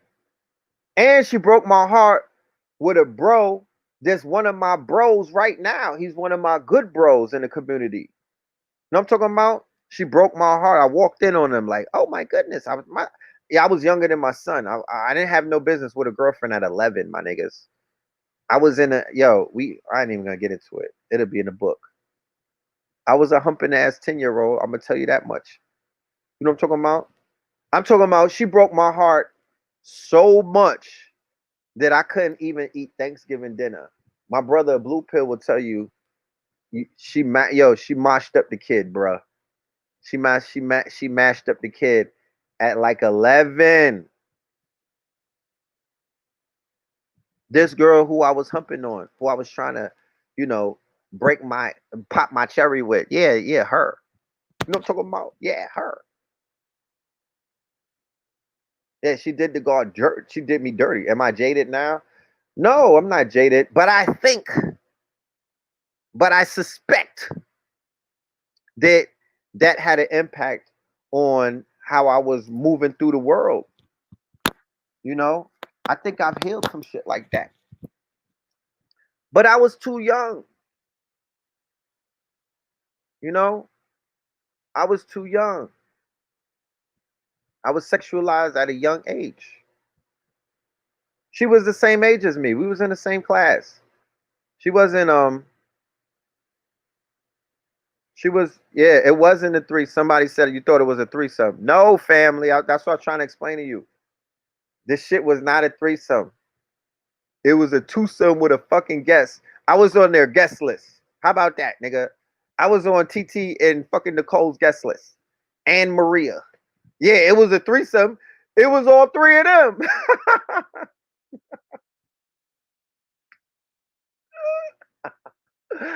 Nigga, I had an invite.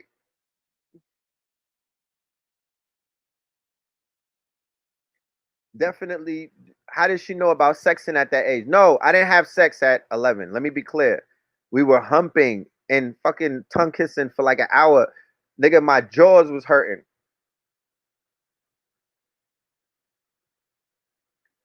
We had a dinner, right? I was like, yo, dad, mom, right? I was living with my dad and my stepmother.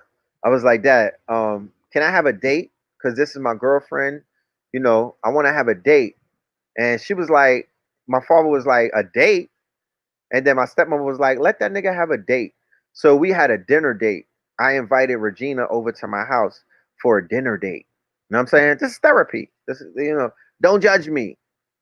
And the way that it was set up, right?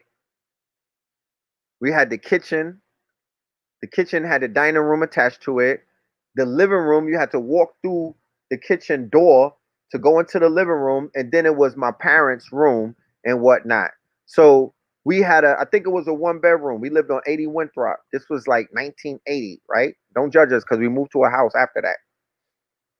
And we lived in the living room. Me and Blue Pill slept in the living room, right? We had a dog named Grover. It was a sheepdog. And my parents had their room, right? Where they would close the door and do what they did. So the day of my date, we in the kitchen, right? So my stepmother was cooking and everything. So she's like, here's the food. Um, you know, I'm gonna leave you guys to go and eat the food and enjoy yourselves. So I'm like, all right, Blue, get out the kitchen. First and foremost, like, Blue, I need you to leave the kitchen. And the minute that he left the kitchen, like I still got one ear trained because when they open the door, you can hear it. So that when the door, when my stepmother and my father went in the room, nigga, that started the humping session. You know what I'm talking about? The food got so cold that a nigga had to microwave it. No, not 1980. I'm sorry, 1985. 1985. I had just came back from St. Croix, so a nigga had an accent. You know what I'm talking about? She might have thought I was Jamaican. You know what I'm talking about? A nigga had an accent. You know, we had an accent when we came back. We was in St. Croix for 2 years. You know what I mean? We came back with an accent. Niggas was sounding real, we was sounding real island like. And we got to tongue kissing and humping. And my little man was out of tension. You know what I'm talking about? And I had the illest case of blue balls the next day that one could imagine. I was like, I'm not doing this no more. You know what I'm talking about? I couldn't even get up. A nigga couldn't even stand up. I was so injured, you know, because we didn't do it. We didn't do what we were supposed to do. But I couldn't, I mean, I wasn't thinking about we was gonna have sex in my fucking father's house. You know what I'm saying? I just wanted to have a dinner date, nigga. I was trying to be grown. There was a fucking bowl of Skittles. We was eating out of a bowl of Skittles. My stepmother made us some fish and rice and shit like that. Somebody said blue balls was a real thing. Hell to the yeah. That could injure a man. You know what I'm saying? That could sit a grown man down. You can't even walk. It's not a good thing. Niggas wasn't lying to you when they said, chill, ma, let me just stick it in. I don't want to have blue balls. You know what I'm saying? Let me just get 2 humps. Yeah, this hormone. Yeah, who kissed who first? Man, that shit was. You remember we used to watch All My Children. We used to watch soap operas back in them days. Nigga, we kissed each other first. The shit was like Tad and fucking Susan Lucci. What was her name? Erica Kane, nigga. It was like when Tad and Erica came in the room together. We was just the niggas was tongue kissing with their head to the side. We was kissing with our head to the side like white people on soap operas. You know what I'm talking about? That's where my sex education came from before a nigga discovered Showtime After Dark. The soap operas when they used to kiss with their head to the side. Luke and Laura, shit like that, nigga. What was my nigga named Jesse? Jesse, the black dude from All My Children. Jesse, what was his girl's name? That was my sexual education. That's what got me going. You know what I'm talking about? That's what got me going. Cliff Huxtable wasn't kissing Claire Huxtable with his head to the side. And I told y'all already about She's Gotta Have It. I said that She Gotta Have It traumatized me because Nola Darling was getting back shots from 3 different niggas. That's why I'm not with polyandry. I got traumatized. And when I say traumatized, be careful what your children watch. Be careful what your children watch. Cause I'm a grown ass 44-year-old still remembering the traumatization of watching She's Gotta Have It in black and white. And my father was like, cover your eyes. And I was like this. And there was a scene where Nola Darling had 3 niggas hitting it, bro. Not at the same time. Because Nola Darling was my girlfriend. I was like 11. I was a nigga. That was my girlfriend. No, I was probably 10. That was my girlfriend. Fuck is you saying? That was me. And then she let these niggas hit. I know that she was with him. I'm watching the movie. I get it. That's her boyfriends. But why does Spike have to see? Why does Spike Lee have to show 3 niggas hitting? I didn't need to see that. I didn't understand what the fuck was going on. A nigga is just around 10 or 11. The 10 or 11-year-olds right now, they were on Pornhub. They sped this shit up with the 10 and 11-year-olds. They watching City Girls. Understand the era that I'm talking about. We're watching Boy George, my niggas. Culture Club. Lisa. I had a fucking crush on Lisa. I wanted her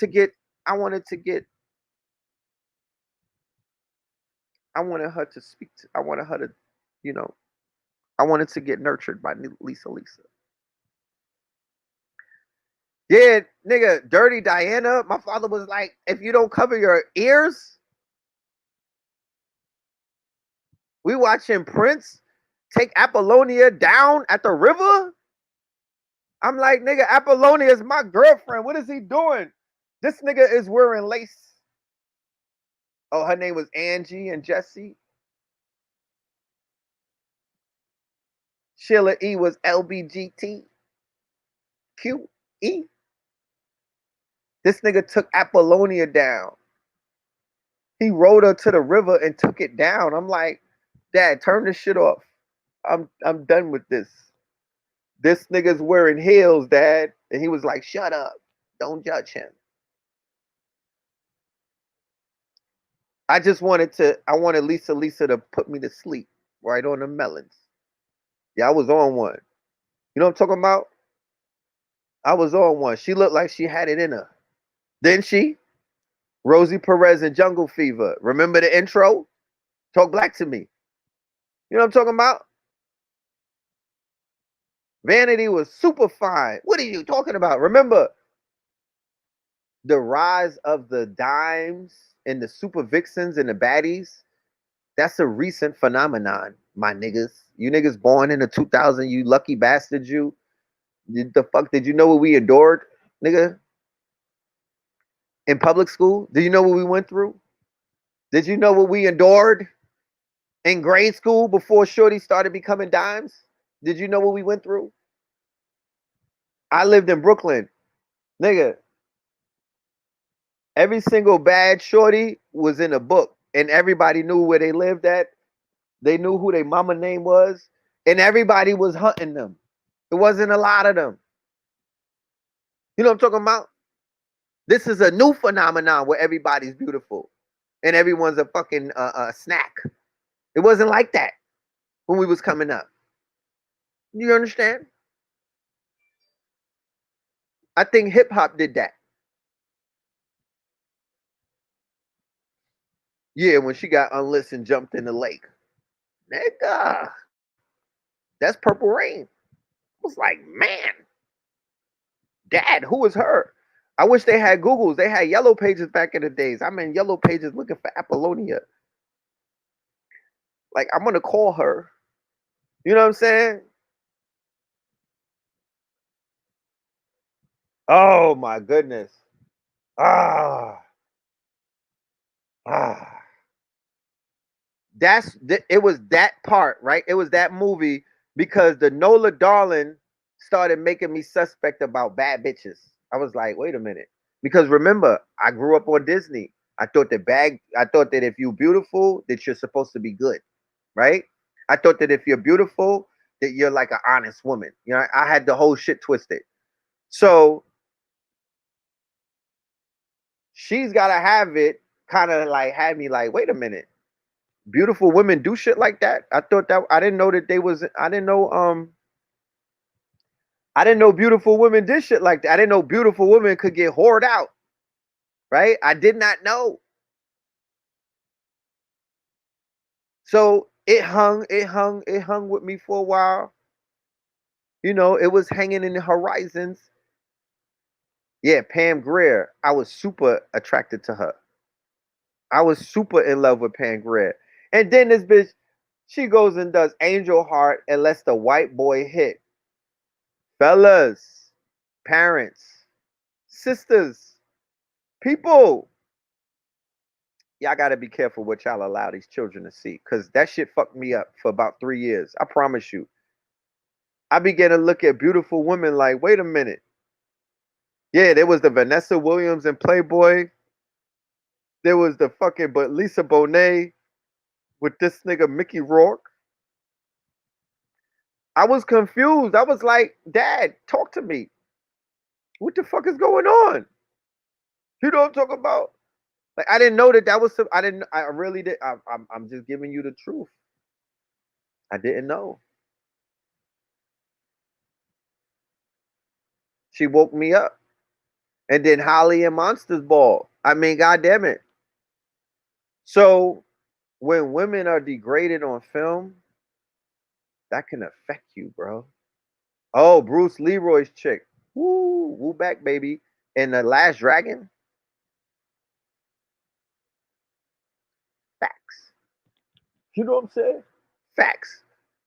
Holly Robinson, 21 Jump Street. Fire. Monsters Ball. Fuck me up. I wasn't ready for that. I wasn't ready for that. I forgave Vanessa Williams, you know, but Holly Berry, bruh. Damn. That wasn't a good one right there. That hit home. Yeah, that hit home. Holly Robinson was alright. When I watched the repeats, I'm like, yeah, I was really young. Nigga was horny and young because Dorothy Dangerous, Lena Horne. Like yeah, nigga. I would get a conch if I could go back in a time machine. I would get the all white Cab Calloway suit, nigga. Yeah, I would conch these braids, and I would go right at all of the divas. I would get at Billie Holiday before the coke and the dope. I would get right at Lena Horne. I would get right at Pam Grier. Yeah, I would have. Yeah, that's yeah. hmm I would have wiped up Dorothy Dangerous and the girl that they made Betty Boop after. That I would have been on their heels. I'd have been tossing them up. You know how niggas was swing dancing? I'd have been tossing them up, doing the fucking shimmy with them. All of that. Early Claire Huxtable. Entanglement. Yeah, she couldn't. Entanglement. Foxy Cleopatra. Yeah, nigga, entanglement. Wifey. Yo, I ain't gonna lie. Don't judge me. I was a little nigga. Raquel Welch, nigga. That's right. I was a little nigga. And my father already told me don't bring nothing through the door with stringy hair. But nigga, Raquel Welch. Somebody said, "Thank you, Lucifer, for Playboy." Yeah, I would throw the zoot suit on. The woman from Fame, that's Felicia Rashad's sister. That's yeah. Felicia Rashad was always gorgeous. She has a classical. Jim Brown smashed Raquel Welch. Good for him. Jane Kennedy. Whoo. Like everybody knows that I love the women from the Ebony and the Jet magazine covers. That's the classic beauty that I'm talking about, the 70s. I'm enthralled. I am captured. I am completely hypnotized. I am weak for that kind of beauty. That's why I have this disposition towards the crack era. That's why I have this disposition towards the heroin dealers like the Nicky Barnes of that era. That's why I have such a strong disdain for that era and those people because I feel, oh my goodness. All right. All right. Thelma. Okay. Thelma or Walona. Thelma or Walona. Now, black women today, y'all are some of the most gorgeous, beautiful goddesses that have ever graced this planet. So nobody, of course, y'all keep us going. You keep me going. You know, I enjoy beauty. I'm a connoisseur of beauty, right? And y'all are my muses. But there was a kind of beauty that your mamas had and that your grandmothers had when they were your mama's age, right? That is unmatched, right? Somebody said, I mean, it's Thelma for me all day. It's Thelma for me all day. I loved me some Thelma. I love me D from What's Happening. That good chocolate, beautiful. I love me some D. Debbie Allen is a sister from Fame. That's a sister of my good sister from Claire Huxtable, right? Somebody said that's why you don't like Meg The Stallion. Did I say I don't like her? I don't. I never said that I don't like her personally. I think Meg The Stallion has a personality that I could you know get with. She likes anime and shit like that. She's a lyricist too. Let's be clear. You know what I'm talking about? She's a lyricist. I just feel that the loss of her mother, the loss of the figures in her life that was steering her her career. I feel that the loss of those figures spiraling her further into exploitation, further away from the lyrics, and more into the exploitation. I said I love me some D from What's Happening. She's beautiful. Um, Mae West. Who's Mae West? Yeah, that classic era from the 20s, the 30s, the 40s, the 50s, the 60s, and the 70s. I love those those women. 227. Well, Kim Fields. Oh my goodness, Tootsie. Oh my lord. Regina King, and what's the lady that talked a lot? What's her? Is her name Claire? What's the lady from 227? Jackie. Oh my goodness. Jackie and Regina King. Some of you niggas was on to Pearl, and I ain't judging you. But Jackie, bruh, cause she was real thotty. You know what I mean? And she was real thotty, and I liked it that. All of the women from a different world, yes. So the 70s women were the culmination in my sense of the 30s, 40s, 50s, and 60s because they had energy, goddess energy, straight goddess energy, right? And those are a lot of your mothers.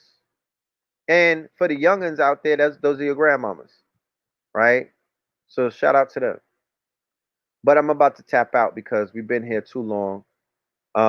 Not too long, but we've been here for 3 hours and 30 minutes. Y'all hit up that Cash App. Y'all make sure y'all get that lecture that we did on Sunday with Billionaire PA. We're about to start the 4-week course. You know, to start the 4-week course. And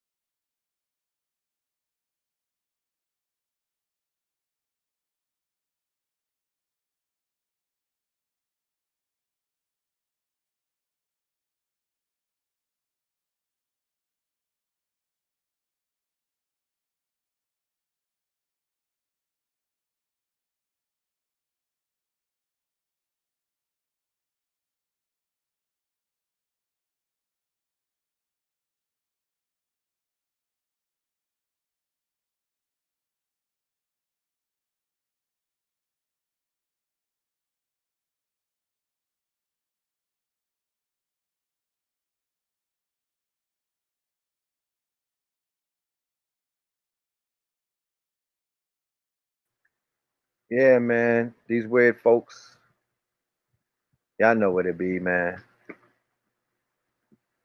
Y'all know what it be. But we gotta finish this Takashi thing. I was reminded of that, and then we're gonna end the episode. But somebody said something about Jasmine Guy. Yeah, Jasmine Guy, definitely. Jasmine Guy is lit. I love me some Jasmine Guy. I love me some Jasmine Guy. I love me some Aaliyah. I love me some Megan Good. I actually got intimidated. I met Megan Good in Miami in a club, and I didn't give her that sauce. You know what I mean? I was kind of apprehensive about going really at her neck. Pause. But this was back in the days. But anyway, In my opinion, rubbing in the face of the people he wronged the fact that he was somewhere where a lot of people were saying he would never be able to go again. While Tekashi was shooting this video, he also was going live on Instagram during the live, he made some comments that people were taking as disrespect towards Nipsey as well as towards Pop Smoke. Now, Tekashi 6ix9ine going one step further, it looks like he's low-key dissing Pop Smoke after Pop Smoke had died. So, if you weren't familiar with the situation, Pop Smoke actually had took some shots at 6ix9ine while 6ix9ine was locked up, and it looks like he's actually now taking the opportunity to respond. So I'm going to show you everything. We're going to start with the comments that Pop Smoke had made in regards to 6ix9ine while 6ix9ine was locked up. Then I'm going to show you this latest post from Tekashi, and you can judge for yourself if he's dissing Pop Smoke low-key. So Pop Smoke said, "I'm really real in real life. I don't got to paint my hair rainbow colors or twirl around like a ballerina. This is woo." So Pop Smoke taking a little shot at Tekashi 6ix9ine. Again, Tekashi now, it looks like responding to Pop Smoke, but he's doing it after Pop Smoke is deceased. So Tekashi got a video up. He's at a playground in New York, allegedly. He says, "I'm going to be in New York with the gangsters, enjoying the day." So if you weren't familiar, Gangsters is a song from Pop Smoke, and those are Pop Smoke lyrics. You see somebody at the top, near the top of the comment says, "Pop Smoke slander will not be tolerated." So a lot of people out there are talking about this situation. They're saying that Tekashi is trolling Pop Smoke and dissing Pop Smoke after Pop Smoke had passed away. So this is a crazy. Take your moist ass out of here. This nigga's not even telling the right fucking story, bro. That's what I'm saying. Like, I can't stand these niggas on the internet, bro. Trying to get a fucking story, and this nigga, well, Tekashi 6ix9ine posted something. No, nigga. He said more than that. Fucking retard. In the world, but if the message isn't given the way that the people that wants that. Let's listen to this academics clone. BBN. Oh, yeah. All right, so real quick. So apparently, 6ix9ine cannot say rappers need to take better care of themselves to prevent themselves from being murdered. I just want to be real clear on this. I am trying to defend the delivery of the young man's. He's his own person. He could be held accountable for his own words. Let's just be clear.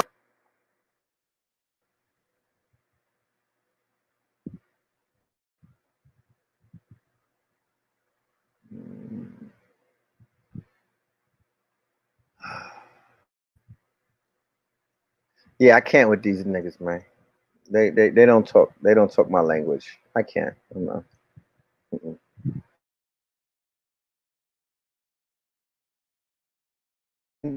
Out of here.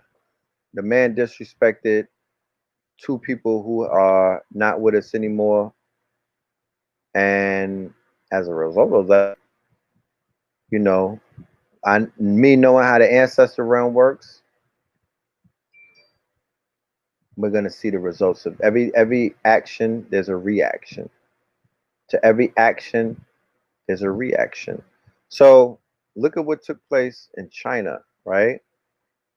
Then we're gonna go to Beirut. Look at this. What is this?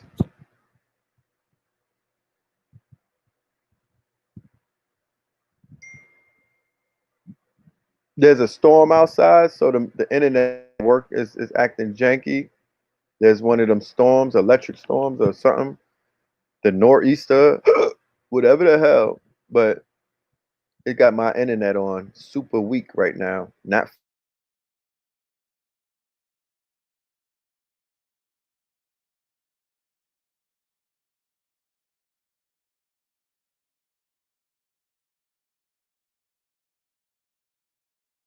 slow. We're gonna count to 30.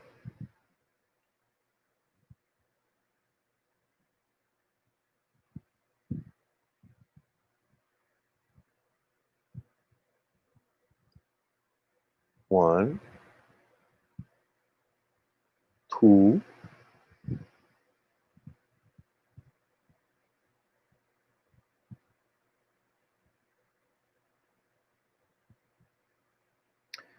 Well, I don't know.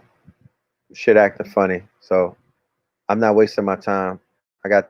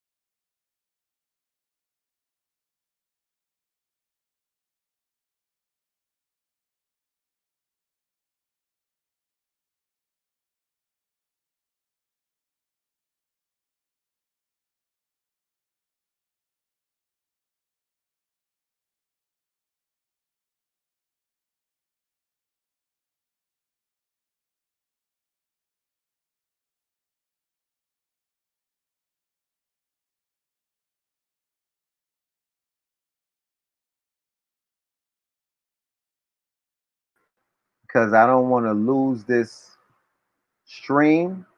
This was an excellent show. As you can see, there's all kind of weird shit going on. So with that being said, I'm out of here. I'll see y'all on Thursday. We're gonna introduce the new class. It's gonna be the Third Eye Thursday KTL University class. We'll be unveiling what the new topic or subject is, and I'll see y'all in. All right, but I appreciate everybody for their time today. Love and light to the family. All right, don't forget to hit up the Cash App. Don't forget to order the lecture 40